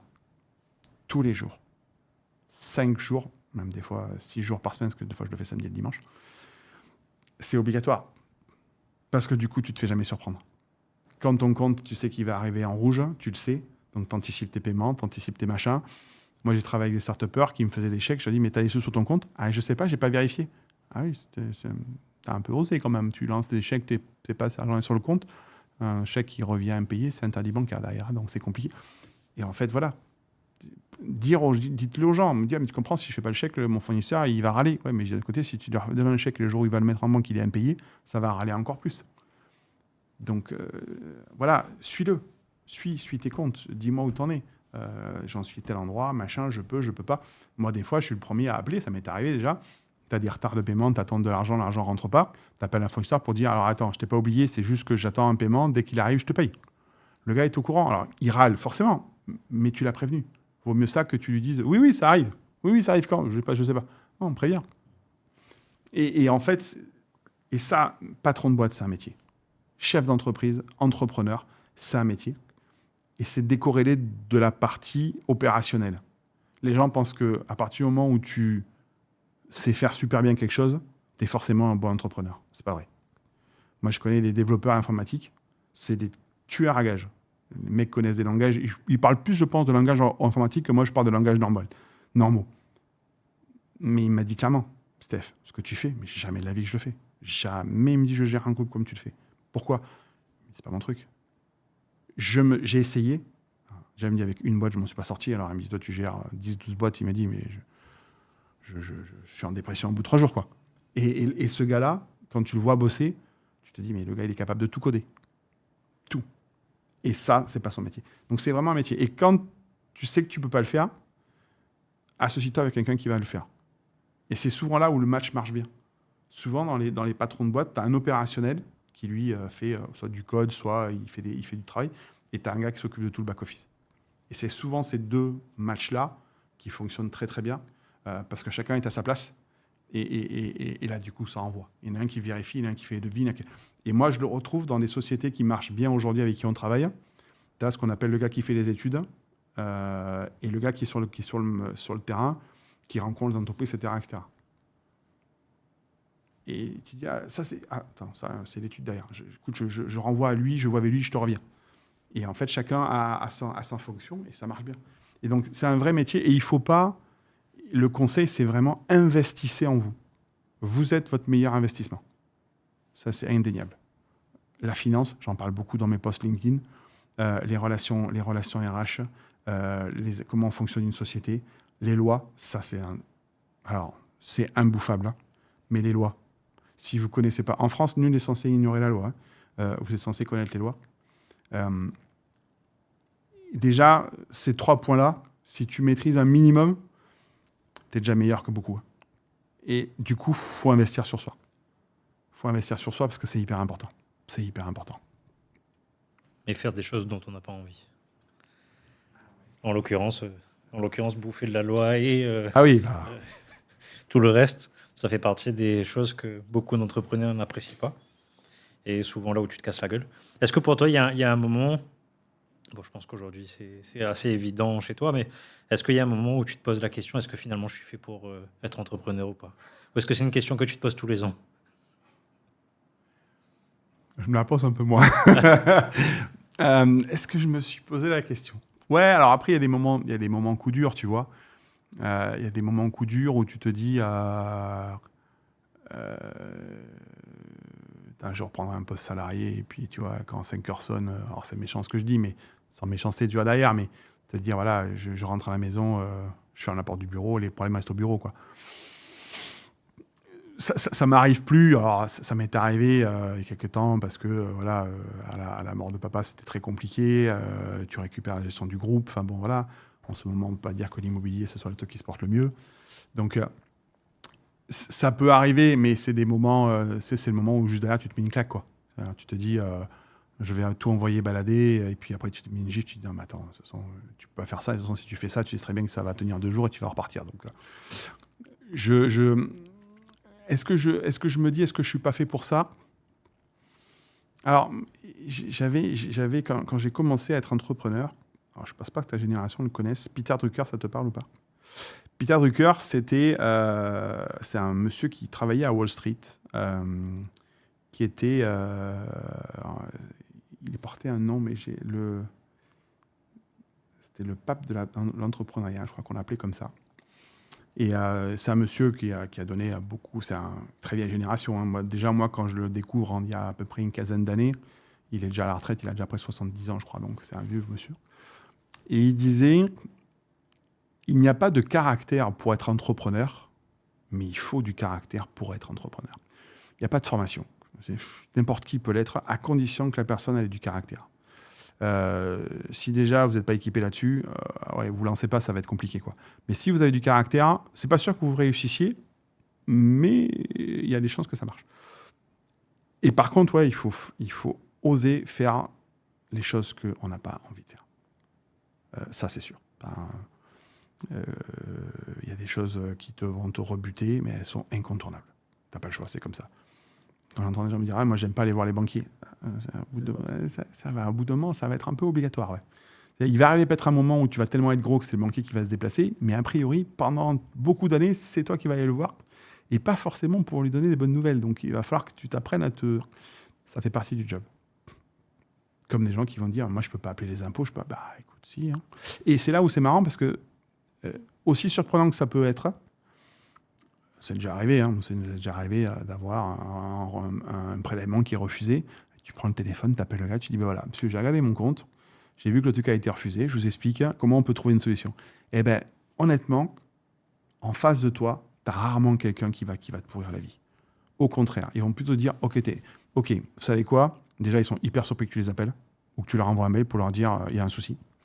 Et en général, ces gens-là, ils disent, on met en place un échéancier. Moi, le nombre de fois où c'est arrivé, une fois c'est arrivé sur un truc, on a fait un changement de compte, j'avais zappé de changer le compte sur le site, complètement zappé. Donc forcément, le prélèvement part, il me renvoie au bout de moment la relance avec dessus les pénalités. Je fais un mail, écoutez, je suis vraiment désolé, ma faute, je me suis trompé, en fait, on a changé de compte, et je pensais que l'avoir changé partout, et en fait, j'ai changé, il y a un endroit où vous avez prélevé, je ne l'ai pas changé. Je l'ai changé aujourd'hui, est-ce que vous pouvez relancer le prélèvement? Oui. Est-ce que je peux vous demander le dégrèvement? Pas de souci, le gars m'a fait le dégrèvement des pénalités. Donc, en fait, tu vois, il faut pas faire l'autruche, en fait. C'est, ok, il y a eu un problème, et puis, avouer. J'ai fait une bêtise, c'est humain. Oui, partir du principe où si humain. tu es honnête... C'est humain. C'est humain. J'ai fait une bêtise. Désolé. Enfin, voilà. Par contre, j'ai reconnu. J'ai fait une bêtise. Est-ce qu'on peut s'arranger? Honnêtement, si la bêtise, elle est minime, les gens, ils jouent le jeu, quoi. Les gens, ils jouent le jeu. Après, il y en a toujours, peut-être tomber sur les gens qui joueront pas le jeu. Mais globalement, les gens jouent le jeu. Mais tu vas devoir faire des choses que, des fois, tu te dis, je vais faire ça, j'ai jamais fait ça. Bah oui, c'est un peu le but d'un malheur, en fait. Hein. C'est la zone de confort, en général, quand t'es patron de boîte, elle est quand même régulièrement mise à l'épreuve. Hein. T'es tout souvent dehors, quand même. Ce que je disais dans le dernier épisode qu'on a tourné là, du podcast, on discutait du fait que quand tu es entrepreneur, tous les points sur lesquels une personne lambda ne va pas vouloir travailler, tous les complexes que tu as dans plein de domaines différents, et tu vas forcément devoir appuyer dessus parce que c'est ce que ça demande pour passer au niveau en fonction de l'ambition que tu as. Ça dépend de plein de choses et tu vas devoir être amené à travailler dessus parce que de toute façon, ne pas travailler dessus, ça va te faire éviter les résultats que tu essaies d'atteindre. Donc tu vas être obligé de mettre certaines actions en place. Pour devenir ce que tu veux être, il faut que tu arrêtes d'être celui que tu es. Et ça, c'est pareil. Hein, il faut l'avaler, celle-là. Mais c'est hard. Hein.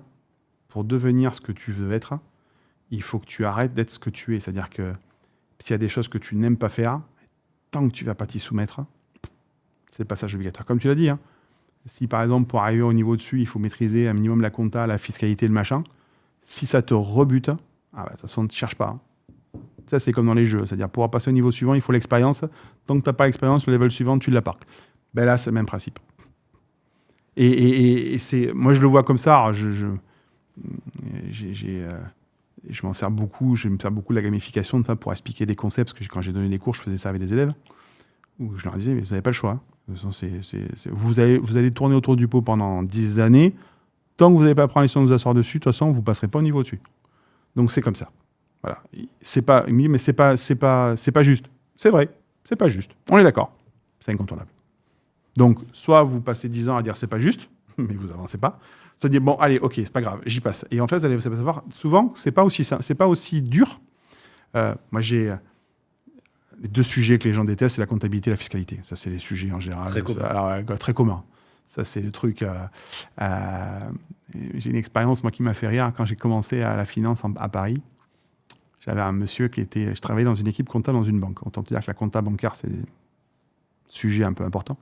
Il y a 8 ou 9 comptas différentes dans la comptabilité bancaire. Alors déjà avec une, t'es compliqué quand t'as la 8. Et je me souviens toute ma vie, alors je ne dirais pas son nom à la caméra, mais je l'aime beaucoup. C'est un monsieur que j'ai beaucoup apprécié mes années. Et je lui disais, c'est pas compliqué. Et il m'a dit, tu vas faire de la compta. J'ai dit, la compta, pour moi, c'était un truc, mais alors, imbouffable. Et il m'a dit, mais c'est facile la compta. À la fin, ça fait 0. Pardon ? Voilà. À la fin, ça fait 0. Oui, si tu as un débit, tu as un crédit en face. Vas-y, explique. Il me dit, si tu enlèves l'argent à quelqu'un, il faut forcément que l'argent, tu le mets quelque part. Donc, si moi, je te donne 100 euros, je fais moins 100 chez moi, plus 100 chez toi. Il me dit, la somme des deux, ça fait 0. Ouais, jusqu'à, je sais, il me dit, ben voilà, t'as compris ça, t'as compris la comptabilité. Et je me suis dit qu'il me prend vraiment pour un idiot, en fait. 15 ans plus tard, ouais, en fait, la compta, ça fait 0. On est d'accord. C'est aussi bête que ça. Alors, quand tu dis ça aux gens qui n'aiment pas la compta, ils disent, non, mais c'est pas si simple. En fait, tout ce qui part d'un côté va de l'autre côté. Donc, quand tu as compris cette logique-là, après, c'est juste là où je le mets. Mais en fait, c'est que ça. Et aujourd'hui, quand tu dis, moi, j'ai accompagné des start-upers dans les réunions comptables, en général, ça tourne de l'œil au bout de 3 minutes. Hein. Ils sont là. Tu sens bien qu'en fait, dans la salle, il y en a un qui a décroché. Hein. Il n'est plus là. Tu vois, on parle de ça, là. Mais je comprends rien, Stéphane. C'est pas grave, on va t'expliquer. Et en fait, c'est que ça. Et c'est des sujets. Et aujourd'hui, c'est marrant, parce que moi, la compta, ça me fait. J'en repense à ça il y a 15 ans où je détestais ça. Je suis super à l'aise. La fois, j'explique. À la fin, quand même, j'ai une discussion avec un comptable où je lui ai quand même expliqué. Je n'étais pas d'accord sur un principe. Je lui ai expliqué. Il m'a fait me dire, ah oui, t'as raison. Et je me suis dit, ah ouais, quand même. Explique à un comptable un truc quand même. Ah, on commence à être bon là. On commence à avoir du niveau. Et ce que je n'aimais pas, parce que je détestais ça, et pourtant je suis un homme de chiffres, hein, ben en fait aujourd'hui, ça m'a structuré ma manière de penser. Récemment, je parlais avec une amie à moi qui est comptable, qui m'a vu travailler dans ma manière de répartir, gérer ma trésor. Elle me dit, mais en fait, elle me dit, Steph, tu fais de la compta. Tu fais pas de la trésor. Je dis, bah si, non. Elle me dit, tu mets tes numéros de compte en face de tes noms de catégorie. Elle me dit, c'est de la compta. Tu vois, j'y ai pas fait gaffe. Elle me dit, tu as structuré en fait ta gestion du groupe comme un comptable. Sauf que tu parles pas de compte, tu parles de trésor. Mais c'est à peu de choses près, c'est la même chose. Et elle me dit, en fait, et même lui, même son copain, il me dit, bah, en fait, tu viens de là. Je dis, ouais, tu vois, dans ma manière dans ma façon de travailler a été structurée par rapport à ça. J'ai passé des années en compta. En fait, incontournablement, ça te structure, ça t'impacte. Et après, tu te mets à réfléchir, en fait, à catégorie, à machin, en tout cas, c'est un bilan comptable.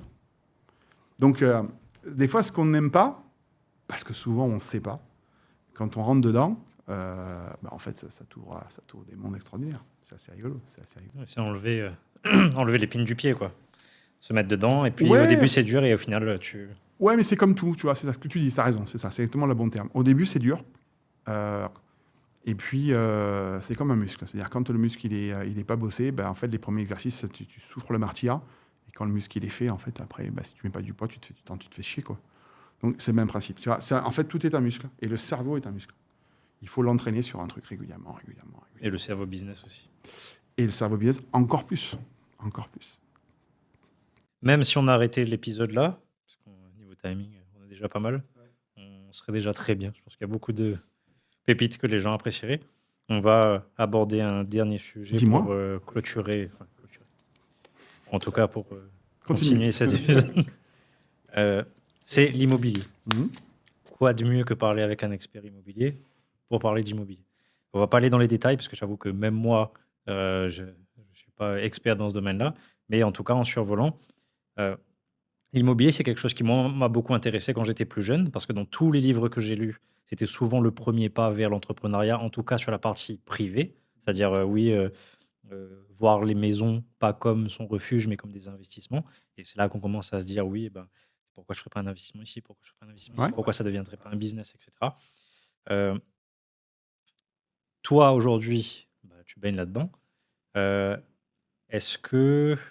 alors, comment poser la question pour que ce soit le plus large possible? Est-ce que pour toi, l'investissement immobilier, c'est quelque chose que tu recommandes à tout le monde de faire? Alors, pas sous forme de conseil financier, mais Oui. dans le sens, est-ce que c'est quelque chose auquel tout le monde devrait réfléchir à un moment ou à un autre, même si on n'est pas entrepreneur, mais plutôt se positionner d'un point de vue investisseur? Euh, et euh, Toi, quels conseils tu aurais liés au domaine de l'immobilier? Donc là, je ne peux pas poser de questions précises Oui, parce oui, que je j'ai pas comprends. ton Je exercice. vois ce que tu veux dire. Quels tips tu as sur des types de projets, sur des types d'opérations ou autres, que tu penses peut être utile aux gens qui nous écoutent? Alors, euh, tu l'as dit et effectivement, c'est très juste. Euh, L'immobilier en tant qu'investissement. Alors, il y a des gens qui vous disent que la seule maison qu'il ne faut pas posséder, c'est la sienne. Il faut en posséder plein, il faut en habiter aucune de celles qu'on a. Il faut toujours être locataire et être propriétaire de plein de maisons. C'est un conseil et c'est pas forcément faux. Une maison, pour parler en termes d'investissement, il y a deux grandes catégories d'investissement, l'actif et le passif. L'actif, il te rapporte, le passif, il te coûte. Très simple. Une maison, si tu l'habites, c'est un passif. Elle te coûte. Si tu ne l'habites pas et que tu la loues, c'est un actif. Dans le principe que, pour faire très simple, tu as un prêt et que le loyer paye le prêt ou plus. Si le loyer couvre pas le prêt, bah en fait, c'est un passif, ça te coûte de l'argent. Si le loyer coûte le prêt, c'est ni l'un ni l'autre, c'est donc un actif à zéro. Et si le loyer dépasse le prêt, c'est un actif positif, c'est-à-dire que tu gagnes de l'argent. L'immobilier se base sur un grand principe. On aura toujours besoin de se loger. Euh, c'est très clair. Euh, on a forcément besoin de se loger. C'est l'un des 5 principes fondamentaux. Le logement, l'habitat. Donc, et c'est là où il y a l'astuce, un investissement immobilier au bon endroit, au bon prix. Alors là-dessus, je n'ai pas tellement de conseils parce qu'il faut vraiment étudier les marchés. Normalement, c'est rentable. À une différence près, c'est que le logement, c'est pas une super renta. On va pas avoir une rentabilité à 7, 8, 9%. Ceux qui te disent ça, soit ils te disent pas tout, soit ils disent pas la vérité. Mais on a une moyenne alors de mémoire, mais je ne suis pas très sûr des chiffres. Je crois qu'on a vu que sur les dernières années, la moyenne de la rentabilité d'un logement, hors loi, hors machin, hors truc, hein, on est entre 3 et 4%. 3 à 4,5%. C'est pas énorme. C'est sûr, quand on t'affiche des rendements à 8 ou 9 ou 10 du commerce, ouais. Sauf qu'on a vu avec le Covid que les commerces, tout d'un coup, quand tout se ferme d'un coup, ta rentabilité, elle fait ça. Le logement, on a toujours besoin de se loger. Ça, c'est incontournable. Donc, louer sera toujours une solution. La seule chose, c'est que il faut bien trouver son emplacement et bien trouver son prix. Je vais prendre un exemple typiquement locaux. Une maison en bord de mer Saint-Gilles, globalement, si elle ne te coûte pas les yeux de la tête, c'est un bon investissement. Après, il faut voir en quel état elle est, mais globalement, tu vois, c'est un truc que tu sais que tu vas pouvoir louer assez cher, parce que c'est des biens qui sont très demandés. Dans d'autres endroits, pas forcément, tu vois. Si tu vas t'acheter une maison à Mafate, je ne suis pas convaincu que ce soit le meilleur rendement du monde. Bien que peut-être qu'il y a des gens qui vont pouvoir te dire qu'ils sont fous de ça, qu'ils vont louer.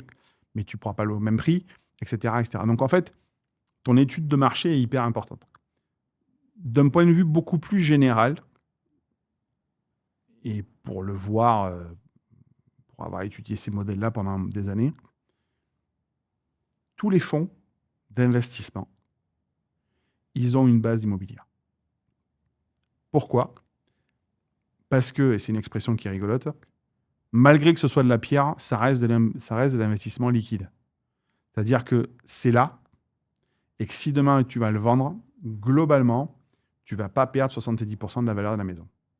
Une maison qui valait le prix et que tu as acheté, je ne sais pas, 500 000 euros, normalement, s'il n'y a pas eu une révolution autour de la maison, dans 10 ans, elle vaut au moins le même prix, voire plus. Voire elle a perdu un tout petit peu. Mais entre-temps, elle t'a payé des loyers, des machins. Donc globalement, ton investissement, à moins qu'il y ait eu un gros problème, genre il y a eu une fissure, il y a eu un immeuble à côté qui s'est monté, il y a eu, je ne sais pas, enfin, voilà, à moins qu'il y ait eu un gros événement, globalement, ta maison, le prix, elle les vaut. Donc, tu sais que tu as transformé de l'argent en bien avec un rendement, certes faible, mais un rendement. Et que demain, si tu as besoin d'argent, tu peux revendre. Moi qui fais un peu d'investissement, j'ai un portefeuille qui est diversifié. J'ai de l'immobilier en logement, j'ai de l'immobilier en tertiaire, j'ai des actions, j'ai un petit peu de crypto-monnaie, très très très peu, parce que je ne suis pas du tout un cadre là-dedans. Mais tu vois, j'ai diversifié un portefeuille d'investissement. Mais j'ai une base de pierre. Après, du bon métier, ce serait logique, mais j'en connais plein qui n'ont pas forcément le même métier que moi, qui sont même à des années-lumière de mon métier, et qui pourtant ont une base IMO. Ils ont acheté 1 ou 2 apparts qu'ils ont mis en location. Alors, souvent, c'est ça durant les défisques, mais ils ont mis en location, et en fait, ça tourne. Et quand il y a eu le moment de vendre, en fait, il a fait ses calculs, il s'est dit, en fait, ça tourne. Mon appartement, ça fait 6 ans, il m'a permis de gagner un peu d'argent. Mon loyer, il est couvert par mon prêt. Enfin, plutôt mon prix, il est couvert par mon loyer, pardon. Ça ne me coûte pas plus que ça. Ça me coûte 300 balles de différentiel de taxes foncières par an, c'est pas très grave. Sauf que dans 5 ans, 10 ans, l'appartement, il est payé. Soit je le revends, et je prends de suite un entrée, soit je le mets en location, et là, du coup, ça me fait un rendement positif d'un coup, puisqu'en fait, mon truc, il va être payé. Donc, un investissement immobilier, c'est forcément du moyen long terme. Si tu cherches une liquidité et un rendement à très court terme, mauvais investissement, parce que tu ne rentres pas dans les clous. Maintenant, dans les moments de crise, la pierre, ça reste la pierre. C'est-à-dire que ton immeuble, a priori, il partira pas avec quelqu'un, partira pas avec sous le bras, quoi. Donc les gens qui ont fait de l'investissement, qui ont acheté des immeubles, des appartements, au moment où il y a eu les grandes crises économiques et boursières, où tout a chuté, souvent, eux, ils ont gardé leur appart.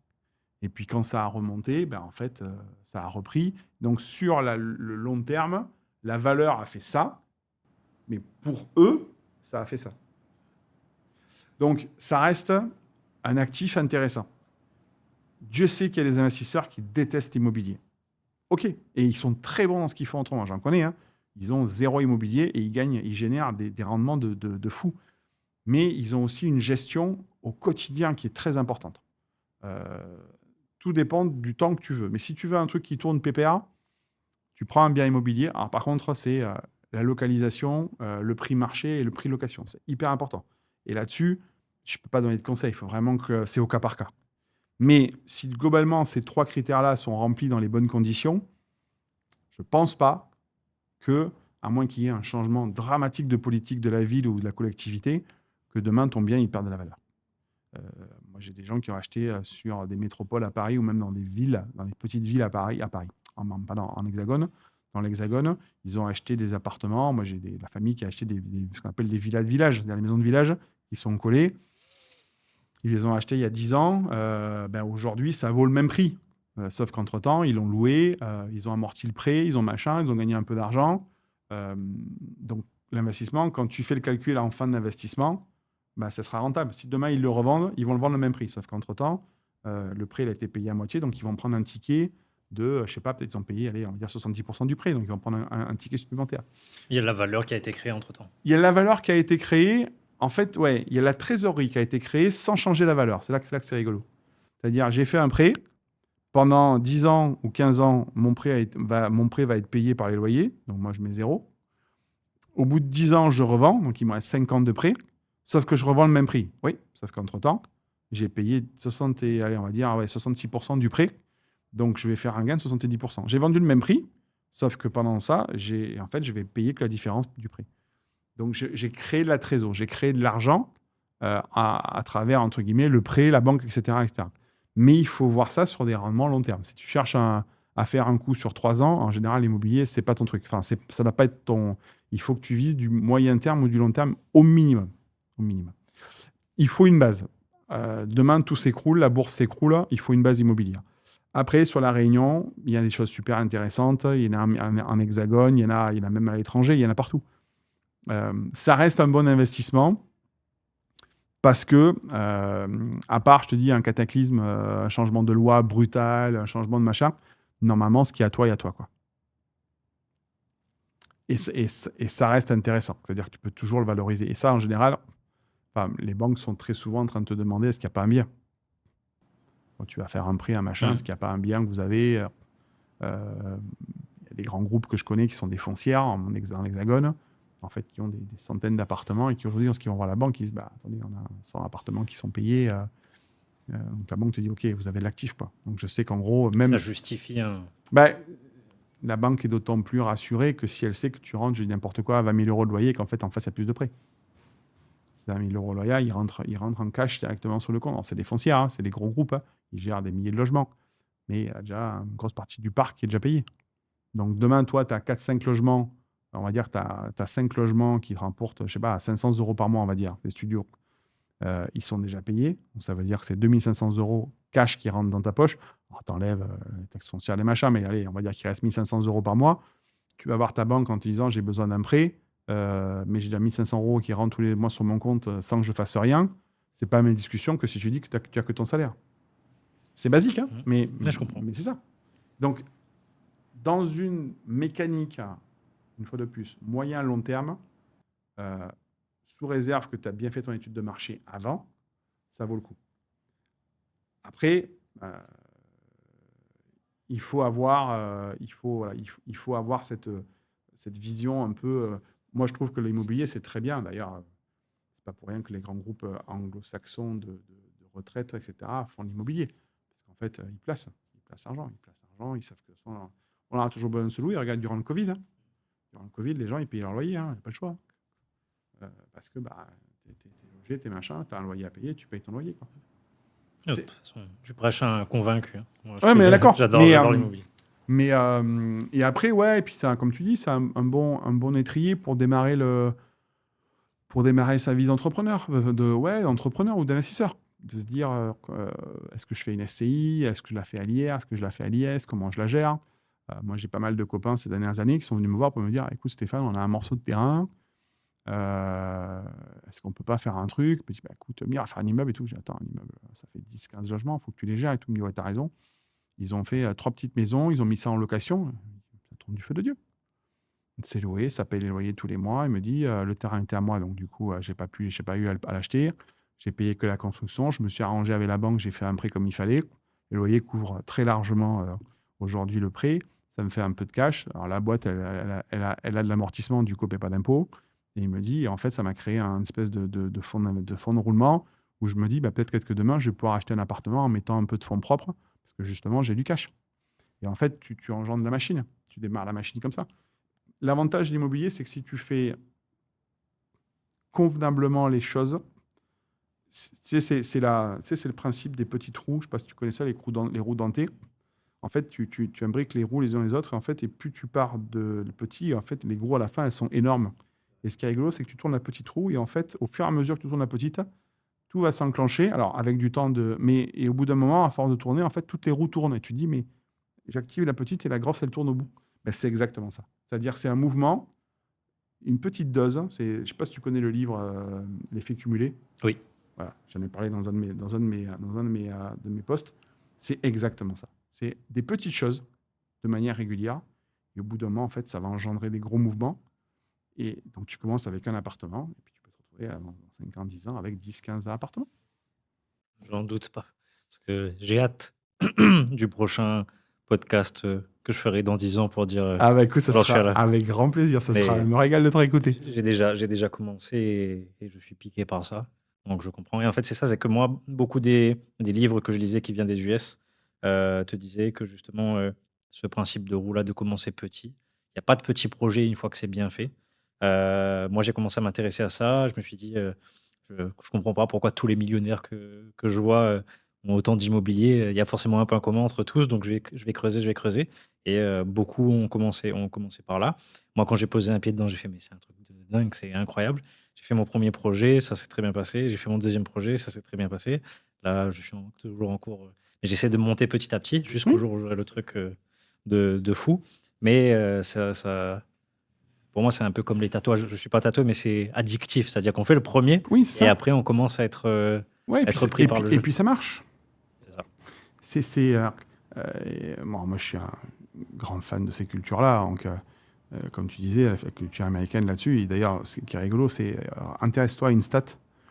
Le nombre de self-made millionnaires en Amérique, tu la connais? Et le nombre de self-made millionnaires en Europe. Rien à voir. 80, je crois que c'est 90% en Amérique. Et en France, en Europe, on est à moins de 15%, je crois. Rien que ça, déjà. C'est déjà, ça te donne à peu près déjà l'état d'esprit.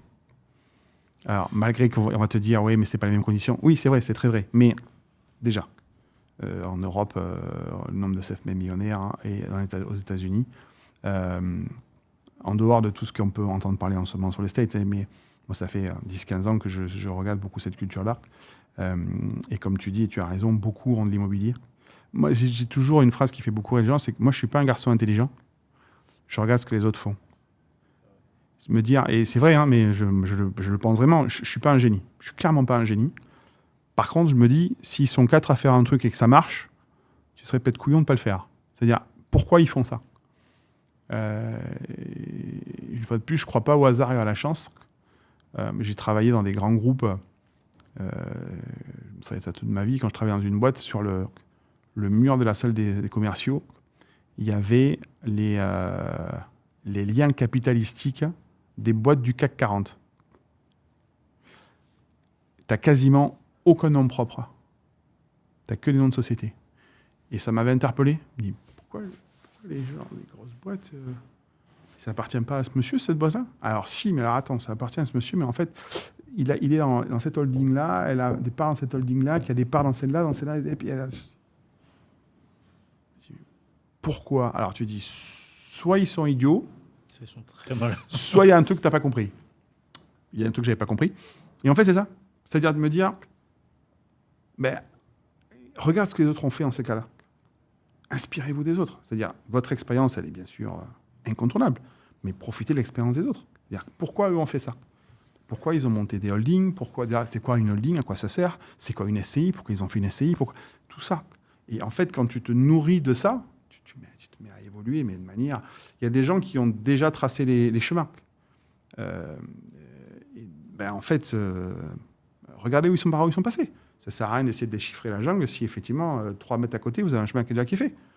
Ouais, mais je ne vais pas être le premier. Ouais, mais c'est pas grave. Hein, il t'amène au même endroit. Donc, a priori, soit tu as le chemin. Et en fait, c'est ça. Il faut être curieux, en fait. Il faut être hyper curieux. Et l'immobilier, moi, comme tu dis, il y a plein de boîtes qui ont de l'immobilier. Moi, il y a même des groupes entiers qui ne font pas du tout ça et qui ont de l'immobilier. Moi, je suis surpris de voir. Ils ont des immeubles, ils ont des machins.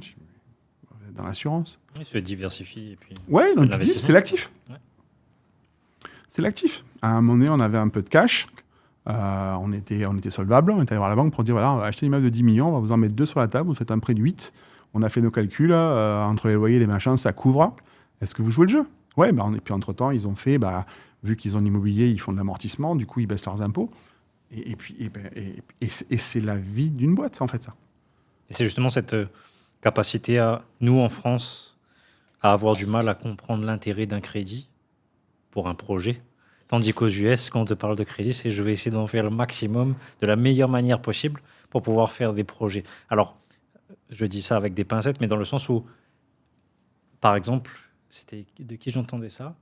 Robert Kiyosaki, qui disait, Et tu sais qui est en faillite. ouais, qui disait des crédits. Enfin, il parlait du montant de ces crédits qui était Lui, astronomique. il parle de dette. Oui, de dette. Son terme, c'est la dette. Et oui, c'est ça, ouais. Et j'étais en mode, pourquoi un gars comme ça réfléchit comme ça? Et finalement, j'ai commencé à me renseigner. Alors, il faut prendre ça avec des pincettes, tu l'as dit, et en fait, pourquoi? Parce que déjà, la banque n'a pas la même vision en Europe qu'ailleurs. En Amérique, moi j'ai un très très bon ami qui a quitté la Réunion il n'y a pas longtemps, qui était un Américain, un promoteur américain, qui faisait des villas sur Manhattan, etc. etc. Femme réunionnaise qui était en Amérique, ils se sont mariés, ils ont eu des gamins, ils sont venus vivre ici.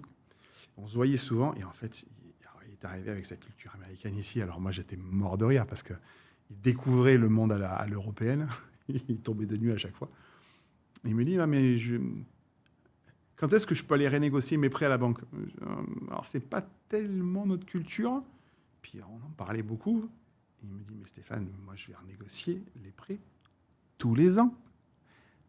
Je dis, oui, pas ici. Il me dit, mais pourquoi? C'est pas la culture. Et il me dit, mais nous, tous les ans, parce que alors déjà, mais pourquoi? Eux, ils n'ont pas de taux fixe, ce n'est que du taux variable. Donc déjà, c'est pas la même donne. Et dans leur culture, tu es en renégoce tout le temps. D'ailleurs, le gars qui vient pas négocier ses prêts, par rapport à la banque, il n'est pas bon, quoi. Et la banque va dire, ah, lui, pas négocier ses prêts, le mec est pas bon, il suit pas ses comptes. Il me dit, moi, mes pro et perso, j'avais un encours, comme tu dis, j'avais un encours bancaire constant, auquel je rajoutais des choses. Des fois, je disais, bon, alors, on a combien comme ligne de crédit? J'ai tant, ok, je vais rajouter un projet pour tant de millions. Par contre, je veux tout renégocier, vous me faites un prêt global. Et il me dit, on repartait. Mais je dis, en France, mais les banquiers, ils vont te fuser sur la place publique. C'est pas du tout leur culture. Déjà, quand toi, tu vas leur voir pour leur dire, je veux négocier qu'en cas de rachat de prêt, il n'y a pas de pénalité, ils font des bons sur les chaises comme ça. Je dis, mais alors là, tu vas les incendier. Les mecs, tu vas te faire blacklister au bout de 2 ans, plus aucune banque va bosser avec toi. Et en fait, c'est la relation, et c'est ce que disait Richard Branson, monsieur Virgin, qui disait, un jour, on lui a demandé pourquoi vous avez réussi, tout ce que vous avez entrepris, vous avez réussi. Il disait, pour une raison qui est très simple, c'est qu'à l'époque, mon banquier, c'était mon meilleur partenaire. C'est-à-dire que chaque fois que je suis allé le voir pour lui dire j'ai besoin d'argent, il trouvait une solution pour qu'on puisse faire l'investissement.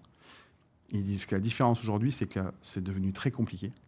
Et du coup, la banque n'a pas le même poids et elle n'a pas la même relation de partenariat avec les entrepreneurs qu'elle a pu avoir. Pour différentes raisons, entre autres parce qu'il y a eu beaucoup de casses. Mais cette notion-là, elle n'est plus la même. Du coup, tu n'as plus derrière toi l'investissement financier du gars qui va dire je suis là. Et en Amérique, en fait, la banque, elle est, entre guillemets, au service. Et ce que dit Robert Mesky, il dit, mais en fait, moi, je fais tout par la dette. Bon, là, il y a eu une espèce de crash, machin, il a bu le bouillon, il est en faillite, il est en train de vendre des trucs entiers. Mais il a cité à un moment donné des cas, quand il y a eu les subprimes, je ne sais pas si tu avais vu passer ce truc-là, il disait que la banque l'avait appelé pour qu'il rachète des 200, 300, 400 logements, parce qu'il savait qu'ils savaient gérer, et qu'en gros, ils allaient faire un crédit, mais qu'ils savaient qu'ils allaient être payés. J'ai vu la banque appeler un mec ici pour lui dire j'ai 400 logements sur le carreau, vous voulez pas les reprendre pour que je puisse... Ça arrive jamais. Et en fait, c'est cette relation-là. Donc oui, le concept du prêt, il est hyper important dans une structuration. Mais on en revient au sujet de la finance. Les banques, bien entendu, moi je dis toujours à mes élèves, je dis toujours une chose, c'est que détrompez-vous, les banques ne sont pas là pour financer du risque. Ce n'est pas leur job. Vous leur demandez un truc où il y a un risque à 100% et un filet à 0%, c'est même pas la peine de passer la porte. Ils vont vous dire non parce que ce n'est pas leur job. Leur job, c'est d'être certains qu'ils vont être payés. Donc, monter une structure qui va les rassurer et qui se dit, si je prête demain 10 000 euros, ben, je vais récupérer 10 000 euros et les intérêts. Si vous assurez ça, ils joueront le jeu. C'est pour ça qu'existent les crowdfunders, les business angels, les fonds d'investissement. C'est pour ça que toute cette partie de développement s'est mise en place, cette partie de financement s'est mise en place, parce que les banques ne peuvent pas tout faire. Ce n'est pas leur job. Donc, la finance est l'un des sujets qui, pour moi, est primordial quand on monte une société. Connaître les flux, savoir pourquoi, savoir où, savoir comment. C'est Sarkozy qui dit toujours, si l'argent est le problème dans un projet, vous ne faites jamais rien parce qu'il n'y a jamais assez d'argent. Il dit ça dans un des podcasts. À un moment donné, il dit, il n'y a jamais assez d'argent. Il a raison, il n'y a jamais assez d'argent. Quand tu fais un projet, il n'y a jamais assez d'argent. C'est rare où tu as une ligne de crédit infinie, on te dit que tu peux taper dedans. Ça n'existe pas. Il n'y a jamais assez d'argent. Donc il faut trouver des fonctionnements, des idées, des tips, des astuces, des choses qui existent. Et on revient sur ce que tu disais au début des cadres. C'est-à-dire que si ça ne se passe pas comme prévu, on recadre pour faire autrement, quoi. Oui. Et si ça ne passe pas comme prévu, c'est que ça ne devait pas se passer comme ça. Et des fois, c'est aussi bête que ça. C'est pourquoi ça ne se passe pas comme prévu? Parce que ça ne devait pas se passer comme ça et parce que souvent, on avait quelque chose à apprendre. Soit parce que depuis le début, l'hypothèse de départ, elle était fausse. Vos paramètres de départ étaient faux. Donc forcément, ça ne peut pas bien se passer. Soit c'est que, ouais, non, il faut que tu découvres un truc. Moi, j'ai découvert en finance, enfin, encore aujourd'hui, pourtant, je viens de ce milieu-là. J'ai découvert des trucs en me frottant à des sujets. Quand je suis arrivé dans le groupe, donc je suis arrivé en 2016, papa avait fait grandir le groupe de 2006 à 2016 tout seul. Et on a eu cette discussion une fois, il m'avait fait rire. Toujours, le problème d'un promoteur immobilier, c'est les fonds propres. Parce qu'on met énormément d'argent sur les projets immobiliers. Et cet argent, il reste bloqué pendant des années. Tout le temps du projet, il reste bloqué et tu ne peux pas le toucher. Et bien sûr, il ne te rapporte pas. Donc tu bloques facilement des millions d'euros sur des projets avant de récupérer en fait, les fonds propres et éventuellement la marge. Et au bout d'un moment, tu lances des projets et puis tu n'as pas de fonds propres. Puis je dis, on va faire un crowdfunding. On va faire quoi? Et on a fait 4 levées de fonds, 200 000, 250 000, 500 000, 1 million d'euros en l'espace de 5 ans. Et je me souviens qu'une fois, il me dit, mais si j'avais su ça, il me dit, il y a 10 ans, mais il me dit, c'était pas la même. Il me dit, et puis je te rappelle, quand je t'ai proposé, tu m'as dit que j'étais fou. Hein. Quand je t'ai dit, on va faire une levée de fonds, tu m'as dit, on va faire quoi? On va demander de l'argent à des gens. Il me dit, mais jamais ils vont nous prêter de l'argent. Tu dis, mais si, tu vas voir. On met un contrat en place avec des machins, des intérêts, et tout, des bidules. Il dit, on peut faire ça? Ah oui. Et la preuve en est. Et la preuve en est, on a fait. On a fait, ça a marché, on a toujours tout remboursé. D'ailleurs, moi, j'ai un scoring super bon dans les boîtes de crowdfunding. Enfin, d'ailleurs, je les vois assez régulièrement parce qu'ils me disent, vous avez besoin de rien? Je dis, bah non, là, pour l'instant, on n'a besoin de rien. Mais je dis, pourquoi m'appeler? Il me dit, bah, on a fait 3 crowdfunds avec vous, les 3 ont été remboursés en temps et en heure, rubis sur l'ongle. Donc, faites partie de ceux qui sont sérieux, quoi. Et c'est des options. C'est des options. Ça, voilà, ça fait partie du panel d'outils que tu peux utiliser. Kickstarter, qui est hyper connu, qui marche très très bien. J'ai vu des projets Kickstarter exploser les chiffres. Les mecs cherchent. Il y a des trucs de mal. Les mecs, ils vont chercher 10 millions d'euros, ils sortent avec 20, 30, 40. Waouh, ah ouais, quand même, quoi. Donc, ouais, il y a plein de trucs comme ça. Ça fait partie des boîtes à outils, mais il faut pas et c'est là, pour revenir à ce qu'on disait au début, c'est là la complexité. Tu es focalisé sur ton projet, certes, mais il faut que ton esprit soit relativement assez ouvert pour aller quand même récupérer des infos et être curieux sur plein de choses. Comment je peux financer mon projet? Où est-ce que je peux rencontrer ce type de machin? Qu'est-ce qu'ils vont demander? Si tu vas demander, c'est sûr que si tu vas faire une levée de fonds, mais que tu dis au gars qu'il va récupérer 3 ou 4% d'intérêt, il va te dire, bah non, le minimum c'est 10, quoi. Donc en gros, voilà. Enfin, tu vois, et alors aujourd'hui, moi c'est ça que je trouve un peu dans notre ère qui est intéressante, que je n'avais pas autant avant. Alors je reviens surtout avec les IA de manière plus générale. En fait, quand tu les utilises pour faire du benchmarking, tu gagnes du temps. Moi, le premier, hein, je m'en sers en disant, tiens, regarde-moi ça. Il y a ce sujet-là, je pose une question un peu précise. Analyse-moi ça. En fait, à sortir un truc sur une page en te disant, voilà ce qui existe. Il y a des moments où je découvre des choses. Je bosse sur des sujets. Voilà. Et récemment, j'ai découvert un truc, je ne sais pas pourquoi je fouillais là-dessus. Et en fait, j'ai appris qu'on peut transformer, tu fais une levée d'obligation, d'accord? Une levée obligataire. Et en fait, tu ne rends pas de l'argent, tu rends un appartement. Et en fait, ça existe. Ça s'appelle OCAI, obligation convertible en actif immobilier. Ça peut être un appartement, n'importe quoi. Donc, tu fais une levée de fonds au début du projet, le gars met de l'argent, et tu ne lui rends pas de l'argent, tu lui rends un bureau, un commerce, un appartement, ou une partie, ou un morceau d'un truc. Et bien, ça existe, c'est encadré, c'est légal, y a des textes de loi, des machins, etc. etc. Puis, j'ai cherché ça pour un projet, je bosse sur un projet avec un copain, et qui me dit, tiens, machin, il me faisait une levée de fonds et tout, mais je ne sais pas comment. On me posait cette question, je vais regarder, je me demandais, ça existe? Oui, ça existe. Voilà, pour ne pas le citer, IA en ligne, en disant, tiens, est-ce que ça existe? Et tu sors ton truc avec les textes de loi où tu peux trouver, etc. Tu vois, tu gagnes du temps. Mais voilà, aujourd'hui, la seule excuse, c'est qu'on n'a pas envie, en fait. Et donc, c'est pas une excuse. Je comprends. Surtout qu'aujourd'hui, justement, tu as tous les outils qui te permettent... déjà, toi qui as développé tes activités sans avoir accès à ces outils-là, aujourd'hui, j'imagine que ça doit être... comme tu dis, c'est comme ton père qui ne connaissait pas le crowdfunding. Et finalement, faire un projet basé sur du crowdfunding, il se dit, si j'avais eu ça 10 ans avant, ça aurait été monstrueux. On était limité à un ou deux projets par an parce que c'était nos fonds propres. Et il me dit, Stéphane, à la belle époque, comme on l'appelle ici, il me dit, mais on aurait fait fureur. On aurait fait fureur. Voilà. Aujourd'hui, avoir une bonne excuse dans le cas dans lequel on vit, avec les outils qu'on a, honnêtement, c'est compliqué. C'est plus de la fainéantise où tu te mets des œillères. Il y en a, hein, j'en connais. Hein. Mais tiens, c'est compliqué, quoi. C'est-à-dire, avec tout ce que vous avez. Alors après, il faut savoir faire le tri, hein, mais on a quand même accès à une information. Quand on est un peu curieux, on arrive à avoir accès à une information de qualité qui permet au moins, même si elle ne te donne pas la réponse, de balayer. Enfin, tu vois, moi, à une époque, tu passais des heures à lire des bouquins, à lire des machins, à lire des essais, à lire des audits, des machins. Aujourd'hui, tu arrives à avoir l'info comme ça, quoi. Donc, réussir à dire, ah ben non, j'ai pas l'info, c'est que vraiment, j'ai envie de dire, soit vraiment t'es pas bon, soit t'as pas envie, quoi. Quand je vois, moi j'ai un fils de 8 ans, quand je le vois utiliser Google à la maison comme Alexa, tu sais, la borne là, la fois il s'amusait, je sais plus, on parlait d'un truc, il a demandé comment on faisait les sushis, ça lui sortait la formule, il m'a dit, alors du coup on fait comme ça, comme ça. Je dis, oui, comment t'as trouvé ça? J'ai demandé à Google. Je dis, ok, d'accord, super. Et dis-toi comment t'as appris? Je dis, ben, moi j'ai bêtement pris des cours. J'ai pris des cours de cuisine à une époque pour faire les sushis parce qu'il n'y avait pas Google, quoi. C'est la capacité à utiliser les outils qu'on a à disposition pour avoir le résultat le plus rapide. C'est ça. Et ça devient une vraie compétence, par contre. Ça devient une vraie compétence. C'est-à-dire des gens capables d'utiliser au mieux les outils à disposition pour aller vachement vite. Moi, par exemple, qui ne suis pas un codeur pour dessous, mais vraiment pas un codeur, je m'amuse, alors quand j'ai un peu de temps, mais de me dire, tiens, si j'aimerais faire une page qui fait ça, par exemple, est-ce que tu es capable de me la faire? Alors, par contre, tu te fais un prompt un peu compliqué, hein, mais en fait, ça te sort un truc et ça te sort le machin, le code, tu te dis, ah ouais, quand même, le truc est pas mal bien gaulé, quoi. À la fois, je cherchais un truc sur Excel, je voulais faire un truc un peu sioux sur Excel, puis j'y arrivais pas. Je voudrais que ça fasse ça. Comment je le fais? Il m'a sorti la formule sur Excel, bon, un truc même pas fait comme ça, hein. Ah oui, et ça marche.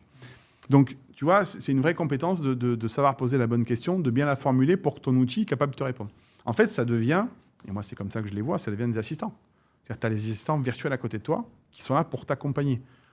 Ce serait un peu couillon Alors c'est sûr que tu ne vas pas leur demander d'aller vendre un appartement, ça je suis d'accord.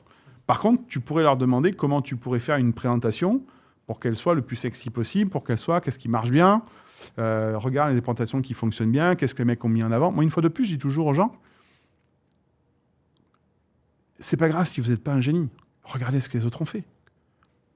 Si eux l'ont fait, normalement, vous êtes capable de le faire. Je courrai sûrement pas le 100 mètres comme une Usain Bolt dans moins de 10 secondes. Par contre, si lui court le 100 mètres très vite, je dois pouvoir le courir très vite à ma vitesse à moi. Mais je dois pouvoir faire le mieux que je peux.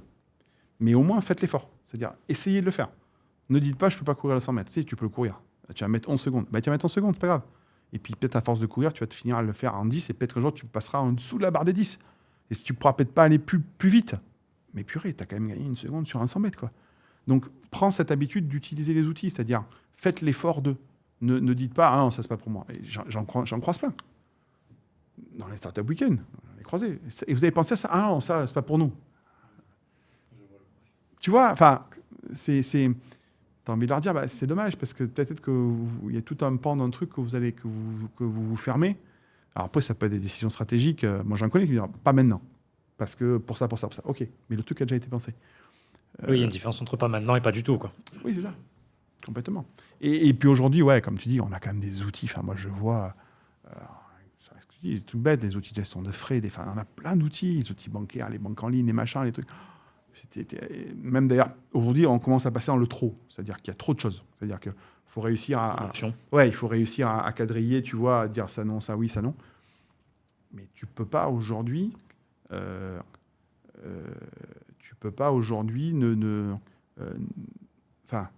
C'est pas possible que tu trouves pas un outil qui fait tout ou partie de ce que tu veux, que tu as besoin de faire. Je pense que c'est pas possible. Il y a tellement de gens qui ont pensé à des choses. Alors, les applications téléphoniques, tu as des trucs de fou, quoi. Les applications, tu as des trucs. Tu as une application qui teste ton sommeil. Te dit combien de fois tu as ronflé, si tu as fait du sommeil profond, du sommeil léger, du machin. Tu te dis, waouh, ouais, alors je sais pas si c'est bon ou pas, mais c'est rigolo. C'est rigolo. Le progrès impressionnant. C'est quand ta femme dit t'as ronflé, je dis non, l'application. La femme m'a dit que c'est pas ronflé. Mais tu vois, mais c'est rigolo. Moi, je trouve ça bien. Et ça veut dire qu'en fait, il existe des outils à disposition et pour l'entrepreneur, des trucs de comptabilité, des trucs de dessin, des trucs de trésorerie, des gestions de frais. Tu as plein de choses en fait. Tu as plein de trucs à disposition qui te permettent d'aller plus vite. Ils feront pas le boulot à ta place, ça faut pas rêver. Par contre, ils vont te faire gagner du temps. Et ça, c'est une vraie devise. Le temps, c'est une vraie devise dans ce qu'on fait. C'est qu'on court après le temps et tout ce qui peut t'en faire gagner. Des fois, tu vas perdre une journée à comprendre comment ça marche, mais en fait, au final, tu vas gagner des mois entiers sur ce que tu faisais, quoi. Et je pense que se dire non, je ne vais pas le faire, dans le jour dans lequel on vit, la période dans laquelle on vit, c'est compliqué. Parce que du coup, tu te mets en défaut par rapport à ceux qui l'utilisent. Clairement. Ça vient de me faire tilt un projet que moi, je trouve, enfin rien à voir, mais petite parenthèse, un projet que moi, qui m'intéresse en ce moment et que je trouve impossible. Je suis en train de me dire, avec l'épisode qu'on vient de tourner, il y a moyen que je teste un truc. Ouais, mais après, il faut tester. Et puis au pire, ça marche pas. Après, c'est peut-être trop tôt. Ça peut arriver. Hein. Des fois, tu es énormément en avance de phase. Moi, j'ai connu des projets qui se sont ramassés, pas parce qu'ils n'étaient pas bons, parce que le gars, il était trop en avance de phase. Tu vois, tu sors l'iPhone 10 ans plus tôt, c'est un flop. Oui, parce que les gens ne comprennent pas le fonctionnement. Oui, ça. Tu sais pas. Il y avait toute une série d'étapes préalables qui ont été faites du coup, qui ont fait qu'à un moment, c'est sorti, c'était le moment. Mais c'est toujours pareil, c'est trop tôt ou trop tard, c'est pas le bon moment.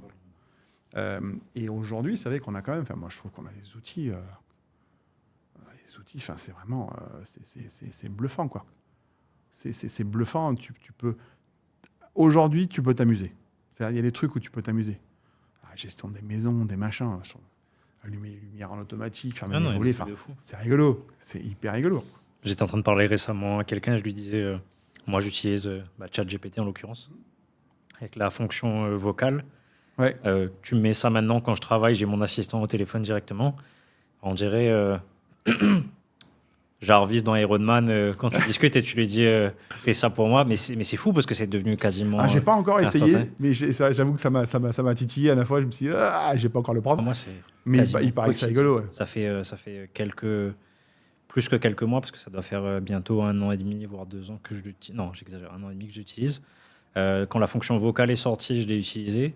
Et là, c'est mon assistant au quotidien, mais c'est impressionnant. Mais comme tu vois, c'est ça, c'est un assistant. Ah, c'est fou. Moi, je l'utilise en assistant. Des fois, tu vois, je lui demande de me reformuler des choses. Je fais des mails, tu vois, des mails un peu compliqués, un peu longs. Tu dis, attends, est-ce que c'est compréhensif ? Tu vois, quelqu'un, et il te dit, tu te mets dans la peau de quelqu'un qui ne connaît pas du tout le métier, est-ce que c'est compréhensif ? Là, ces tournures de phrases là, c'est des trucs un peu spécifiques. Ou des fois, bêtement, on utilise des acronymes pour des sujets. Ça veut dire quoi ça ? C'est pas bête ça, effectivement, si tu n'es pas au courant. Et en fait, c'est ça, tu l'utilises comme tu utilises un assistant. Moi, j'ai une assistante de direction au niveau du groupe qui fait plein de choses pour moi, mais il y a plein de choses que je ne lui demande pas de faire parce que je les fais moi. À une époque, je pouvais lui dire, tu peux me regarder, tu vois, sur tel marché, tiens, regarde-moi le prix des loyers, par exemple, sur telle région, etc. Alors, t'es pété, regarde, si tu n'as pas des études en ligne, des machins, il te met en ligne de trucs, il te sort un truc. Alors après, à toi d'ailleurs d'aller quand même vérifier, parce qu'il fait des erreurs, mais comme tout le monde. Hein. Mais tu vois, de se dire, s'il te dit, par exemple, moi, des fois, ça m'est arrivé de faire sur des lois. J'ai utilisé beaucoup de ChatGPT, des fois, pour pouvoir je sais plus comment, vulgariser des lois. Parce que le texte de loi, c'est quand même assez compliqué. Dire, vas-y, refais-moi une vulgarisation simple du texte de loi. En gros, ça veut dire quoi exactement ? Souvent, il te fait une traduction. Puis il y a des moments, de te dire, tiens, c'était pas exactement ce que je croyais, en fait. Alors, ou dans le bon sens, ou dans le mauvais sens, ouais. Ouais, en fait, il y a ça, et ça, je rentre pas dedans. Donc, en fait, ça marche pas. Et en fait, c'est ça, tu vois, c'est utiliser en fait, ça devient utiliser les bons outils. Ça n'enlève pas ta compétence, mais ça te permet de gagner du temps. De toute façon, pour moi, c'est exactement comme, bon là c'est un autre sujet, mais comme l'arrivée d'Internet, c'est-à-dire tu as les gens qui décident de le voir comme une opportunité et d'apprendre à l'utiliser, et tu as les gens qui se feront dépasser parce que justement, ils ont ce que tu disais tout à l'heure de non, c'est pas pour moi et ça sert à rien. Donc aujourd'hui, je trouve que c'est super intéressant puisque ça peut apporter beaucoup d'expertise sur beaucoup de sujets. Ça peut vraiment être utile comme un deuxième cerveau. Moi, c'est ça, c'est mon assistant, mais c'est surtout pour à la fois regrouper des informations que je veux retenir et faire des travaux de recherche ou de synthèse que j'ai pas envie de faire, tout simplement. Et comme tu disais, tu peux passer une journée à apprendre à utiliser un outil, mais si ça te fait gagner 6 mois, ça reste toujours très intéressant. Ah bah c'est clair, c'est clair. Et puis surtout, ça va vite, quoi. Ah, ça va extrêmement vite. Ça va super vite. J'avais parlé avec un spécialiste de l'IA il n'y a pas longtemps, sur la Réunion, qui me disait, je crois, alors si je dis pas de bêtises, si l'évolution qu'on observe dans l'IA serait retranscrite à l'aviation, on enverrait déjà, je crois, des gens sur Mars, je crois. Tu vois, c'est-à-dire si on aurait évolué aussi vite dans l'aviation qu'on a évolué dans l'IA, en fait, l'équivalent, ça veut dire qu'on aurait déjà des gens qui seraient capables de prendre des fusées ou des avions pour aller sur Mars, quoi. Tellement que ça a évolué super vite. Alors après, il y a toutes les discussions autour de ça, est-ce que c'est Oui, dangereux ou pas. Mais sans rentrer, moi, je l'ai toujours vu, et ça a toujours été mon leitmotiv quand je faisais de l'informatique, quand je faisais enfin, pas de l'informatique, mais j'étais dans les systèmes d'information. Je disais toujours aux gens, faites faire à la machine ce sur quoi vous n'avez aucune valeur ajoutée. J'ai souvenir, je travaillais sur un très gros projet dans une banque, et on avait l'assistant, on était 115 sur le projet, donc dispatché en 10 ou 12 équipes. Et tous les lundis, on avait réunion de tous les chefs d'équipe. Donc on était 10 ou 12, plus la directrice du projet. Et la secrétaire, le lundi matin, elle se tapait les 12 comptes rendus du projet sous Excel pour en faire un pour sa directrice. Sauf que ce n'était pas les mêmes formats. Elle y passait la matinée. Honnêtement, hein. Et alors, elle était adorable, cette dame. Alors, à chaque fois, le lundi matin, pour elle, c'était l'enfer, quoi. C'était l'enfer. C'était le fameux le lundi, c'est la journée la pire. Ah, pour elle, c'était vraiment la matinée, c'était la pire. Et un matin, je ne sais pas pourquoi, je suis allé lui déposer un truc et je la vois en panique. Je dis, qu'est-ce qu'il y a? Elle me dit, purée, Steph, je m'en sors pas, le machin. Je dis, qu'est-ce qui se passe? Elle me dit, regarde, etc. Putain, bouge pas, bouge pas. J'avais un spécialiste Excel dans mon équipe qui faisait des macros, mais alors comme personne. Il me dit, monte, s'il te plaît. Et machin, etc. Mais qu'est-ce qu'il faut faire? Je dis, alors, on va faire un truc. On dit, alors, tu vas faire un truc très simple. Déjà, tu vas imposer un format à tout le monde. C'est à partir de maintenant, c'est ce format-là. Si vous m'envoyez dans notre format, vous le refaites, je ne le fais pas. Tu fais ça, tu les renommes comme ça. Il a fait une macro, elle a bossé une demi-journée dessus. Elle posait les 12 fichiers dans son répertoire. Elle me rouvrait le fichier Excel. Elle faisait lancer macro. Elle disait dans ce répertoire-là. Ça faisait le truc, ça faisait les machins, les chiffres, les bidules. En 1 heure, c'était plié. Et elle avait gagné 3 heures de matinée. Elle m'a dit, mais c'est génial. et le stress qui va avec. Et je lui dis, mais c'est surtout que les copier-coller, tu n'as aucune valeur. Tu n'as aucune valeur ajoutée. Puis le taux d'erreur. C'est-à-dire, tu sais qu'il faut que tu calcules le nombre de jours hommes consommés par l'équipe. Tu as 12 équipes. Tu fais des additions manuellement. Enfin, c'est le meilleur moyen de se vautrer, quoi. Et là, hop, tout est fait par la machine. On a débugué son truc sur 2 jours. Et il dit, la valeur ajoutée, et c'est ça en fait, tu n'as pas de valeur ajoutée, il faut que la machine le fasse pour toi. Comme ça, toi, tu te concentres sur ce sur quoi tu as la valeur ajoutée. Ou ton expertise, elle a un sens. Copier-coller, ça n'a pas de sens. Copier-coller, honnêtement, ça n'a vraiment pas de sens, quoi. Donc, fais faire ça à la machine, quoi. Là, copier-coller, toi qui le fais. Et en fait, c'est comme ça qu'il faut se servir des outils. Les chats GPT, les machins, les macros. 2 outils à savoir utiliser aujourd'hui quand tu es entrepreneur, c'est ChatGPT et Excel. Alors là, si tu sais servir aucun des deux, tu pars quand même vachement avec des handicaps, quoi. Tu pars, c'est comme au golf, tu pars avec un gros handicap là, handicap 25, parce que là, tu pars vraiment. Il y a des super sites d'ailleurs sur Excel là-dessus, qui te font les macros en live et tout. Je conseille, faites la fouille sur Google et vous allez voir, chercher site d'accompagnement Excel pour macro ou pour machin, il y a des sites qui marchent très bien. Quand je te disais qu'1 heure, ça passe vite. Ouais, tu vois ça. Ça fait plus d'une heure. plus d'une heure. C'est rigolo. C'est souvent le cas quand tu es assis ici, ça donne envie de parler. Mais, comme je dis, c'est que du survol, parce qu'on n'a pas l'occasion Ouais, mais c'est bien. de parler de tout. Et j'en suis à mon 8, 9, quasiment 10e épisode. C'est marrant comme format. C'est très intéressant, on partage beaucoup de conseils. Ça permet aux gens de mettre un pied dans la création de contenu vidéo aussi, c'est l'occasion. Ça fait partie des sujets. Hein. C'est ça. On a un sujet en évolution. Alors, j'ai pas trop le temps de m'en occuper. Mais il y a un sujet là-dessus avec ma rédactrice qui me dit, ouais, à force de faire des posts LinkedIn, peut-être qu'à un moment donné, il faut trouver un moyen de les monétiser intelligemment. Et ça fait partie, effectivement, de ce truc de se dire, on pourrait faire du contenu vidéo. Bon, on a lancé le sujet à la fin de l'année dernière. Là, je devais faire des choses. Puis là, je travaille sur des gros projets en ce moment. Enfin, vu que l'immobilier va pas très bien, on est en train justement de revoir les modèles. Et ça me consomme beaucoup de temps. Sur les modèles. Les modèles de vente, d'ailleurs, qui n'existent plus. Donc, sur des nouveaux modèles. Et du coup, ouais, je ne peux pas me mettre là-dessus. Mais je me suis dit qu'avant la fin de l'année, il faudra quand même que je regarde ça de près. Nous, justement, c'est le constat qu'on avait fait. Moi et l'un de mes associés, on était beaucoup, justement, consommateurs du contenu sur les réseaux. Et d'un autre côté, on a voulu se lancer dedans, mais on passait par des vidéastes et ça a commencé à nous revenir trop cher. Donc, on s'est dit, pourquoi ne pas lier les deux? Et finalement, on a lancé ce projet-là. Donc, Et la solution existait, en fait. et la solution existait déjà. Et comme tu dis, pourquoi essayer de réinventer la roue quand ça Ça existait sert à déjà, rien. en sachant que les gens savent que c'est une franchise. Donc là-dessus, il n'y a aucun souci. Et pour nous, l'avantage que ce soit une franchise, c'est que justement, ils savent que la qualité de service qu'ils ont sur Paris est exactement la même qu'ils ont à La Réunion. Et c'est tellement en train de se développer rapidement que nous, on a fait l'ouverture là à La Réunion un mois après l'ouverture à Miami. Donc ça s'est développé beaucoup plus que prévu à partir du moment où nous, on avait pris la franchise, puisqu'il y a Paris, Barcelone, Miami, Saint-Étienne, Lille, et il y a Genève qui arrive bientôt. Donc ça se développe très très vite. Et la création de contenu dans tous les domaines d'activité, ça reste un gros sujet. L'objectif, c'est d'essayer de faciliter ça pour le plus de monde le plus facilement. Ouais, puisque aujourd'hui, on est dans cette format de consommation. Ouais, c'est ça, exactement. Moi, je suis sur Insta, je suis sur LinkedIn, je suis sur alors Facebook, pas trop, mais beaucoup Insta. J'ai beaucoup de chaînes que je suis sur l'entrepreneuriat, la finance, des trucs comme ça, quoi. En fait, les mecs qui font du contenu vidéo, je sais pas si tu suis French Entrepreneur, French Startupper. Ouais, oui. Hugues, qui t'a employé d'ailleurs, qui fait beaucoup de contenu sur la finance, les crypto-monnaies, etc., etc. Et pareil, il fait que du contenu vidéo. Ouais, donc il y a beaucoup bien. d'opportunités. En fait, c'est ce qu'on appelle un levier, hein. La même vidéo qui explose à 500 000, 1 million de vues, ça fait des trucs de malade, hein. Et du coup, nous, c'était mettre cette qualité de service-là à disposition. Et petite anecdote que je ferai sauter, ce qui fait rire, c'est que du coup, il y a les gens qui sont dans le domaine connaissent Podspace et ils ont même un attachement pour la marque. Et nous, là, j'ai reçu il y a 2 semaines, tu connais le format vidéo, enfin la chaîne Légende? Oui, Guillaume. Oui, Guillaume Play.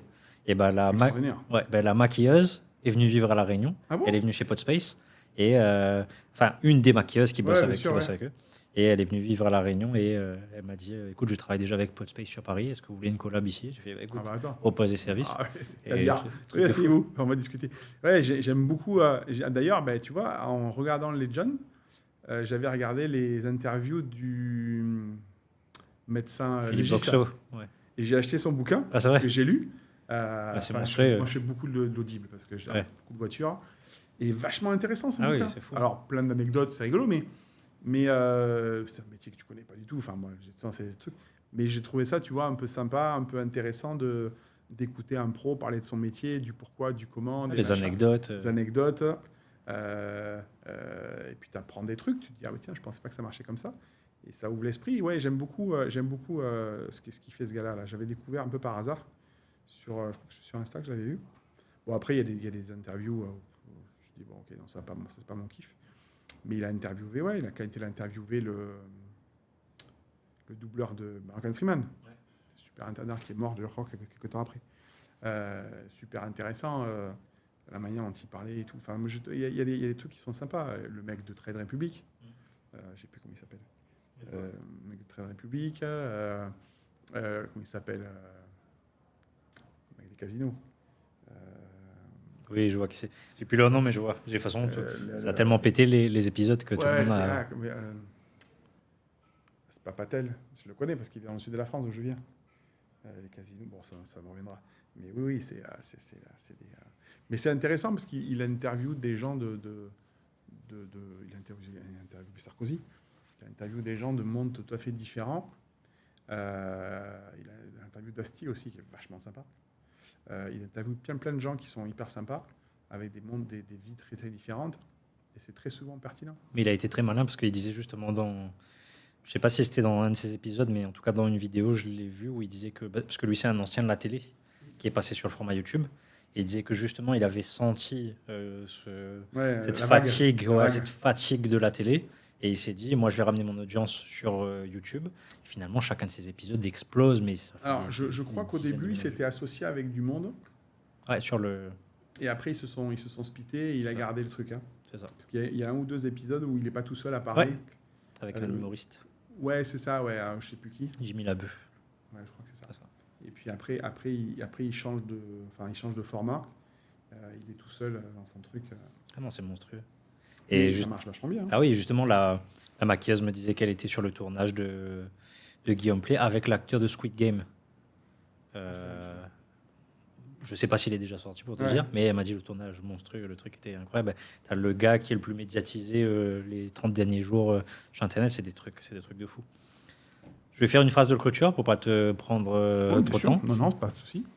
non, pas de souci. En tout cas, merci pour tous les conseils que tu as donnés. Avec grand plaisir. Je vais juste te poser une dernière question, ce sera la question de clôture.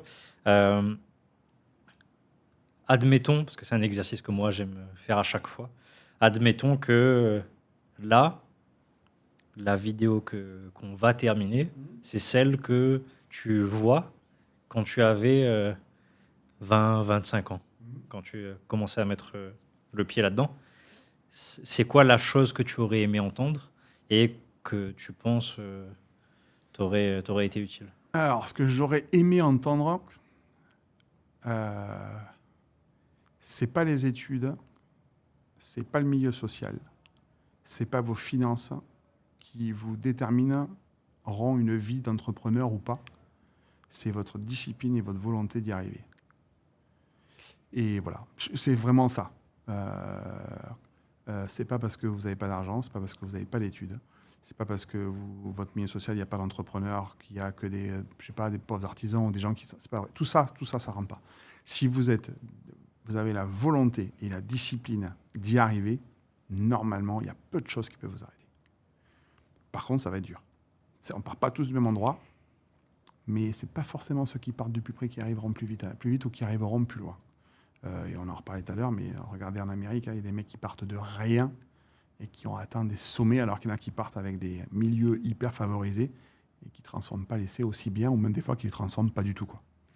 Donc ça, c'est hyper important. La volonté, la discipline, c'est vraiment les deux compétences incontournables pour moi.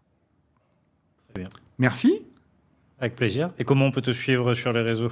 Alors, sur LinkedIn, j'ai une page Stéphane Sens, tout simplement, où j'essaye de donner pas mal de conseils. Après, je suis peu présent sur les autres pour l'instant. Je réfléchis peut-être à faire une page Insta, mais pour l'instant, c'est pas d'actualité. Une page LinkedIn qui me prend pas mal de temps. J'essaye de faire des publications assez régulières sur l'entrepreneuriat, l'immobilier, des bouquins que je lis aussi, qui sont des bouquins, l'effet cumulé, dont on parlait. Voilà, donc ça, c'est pour l'instant le cas.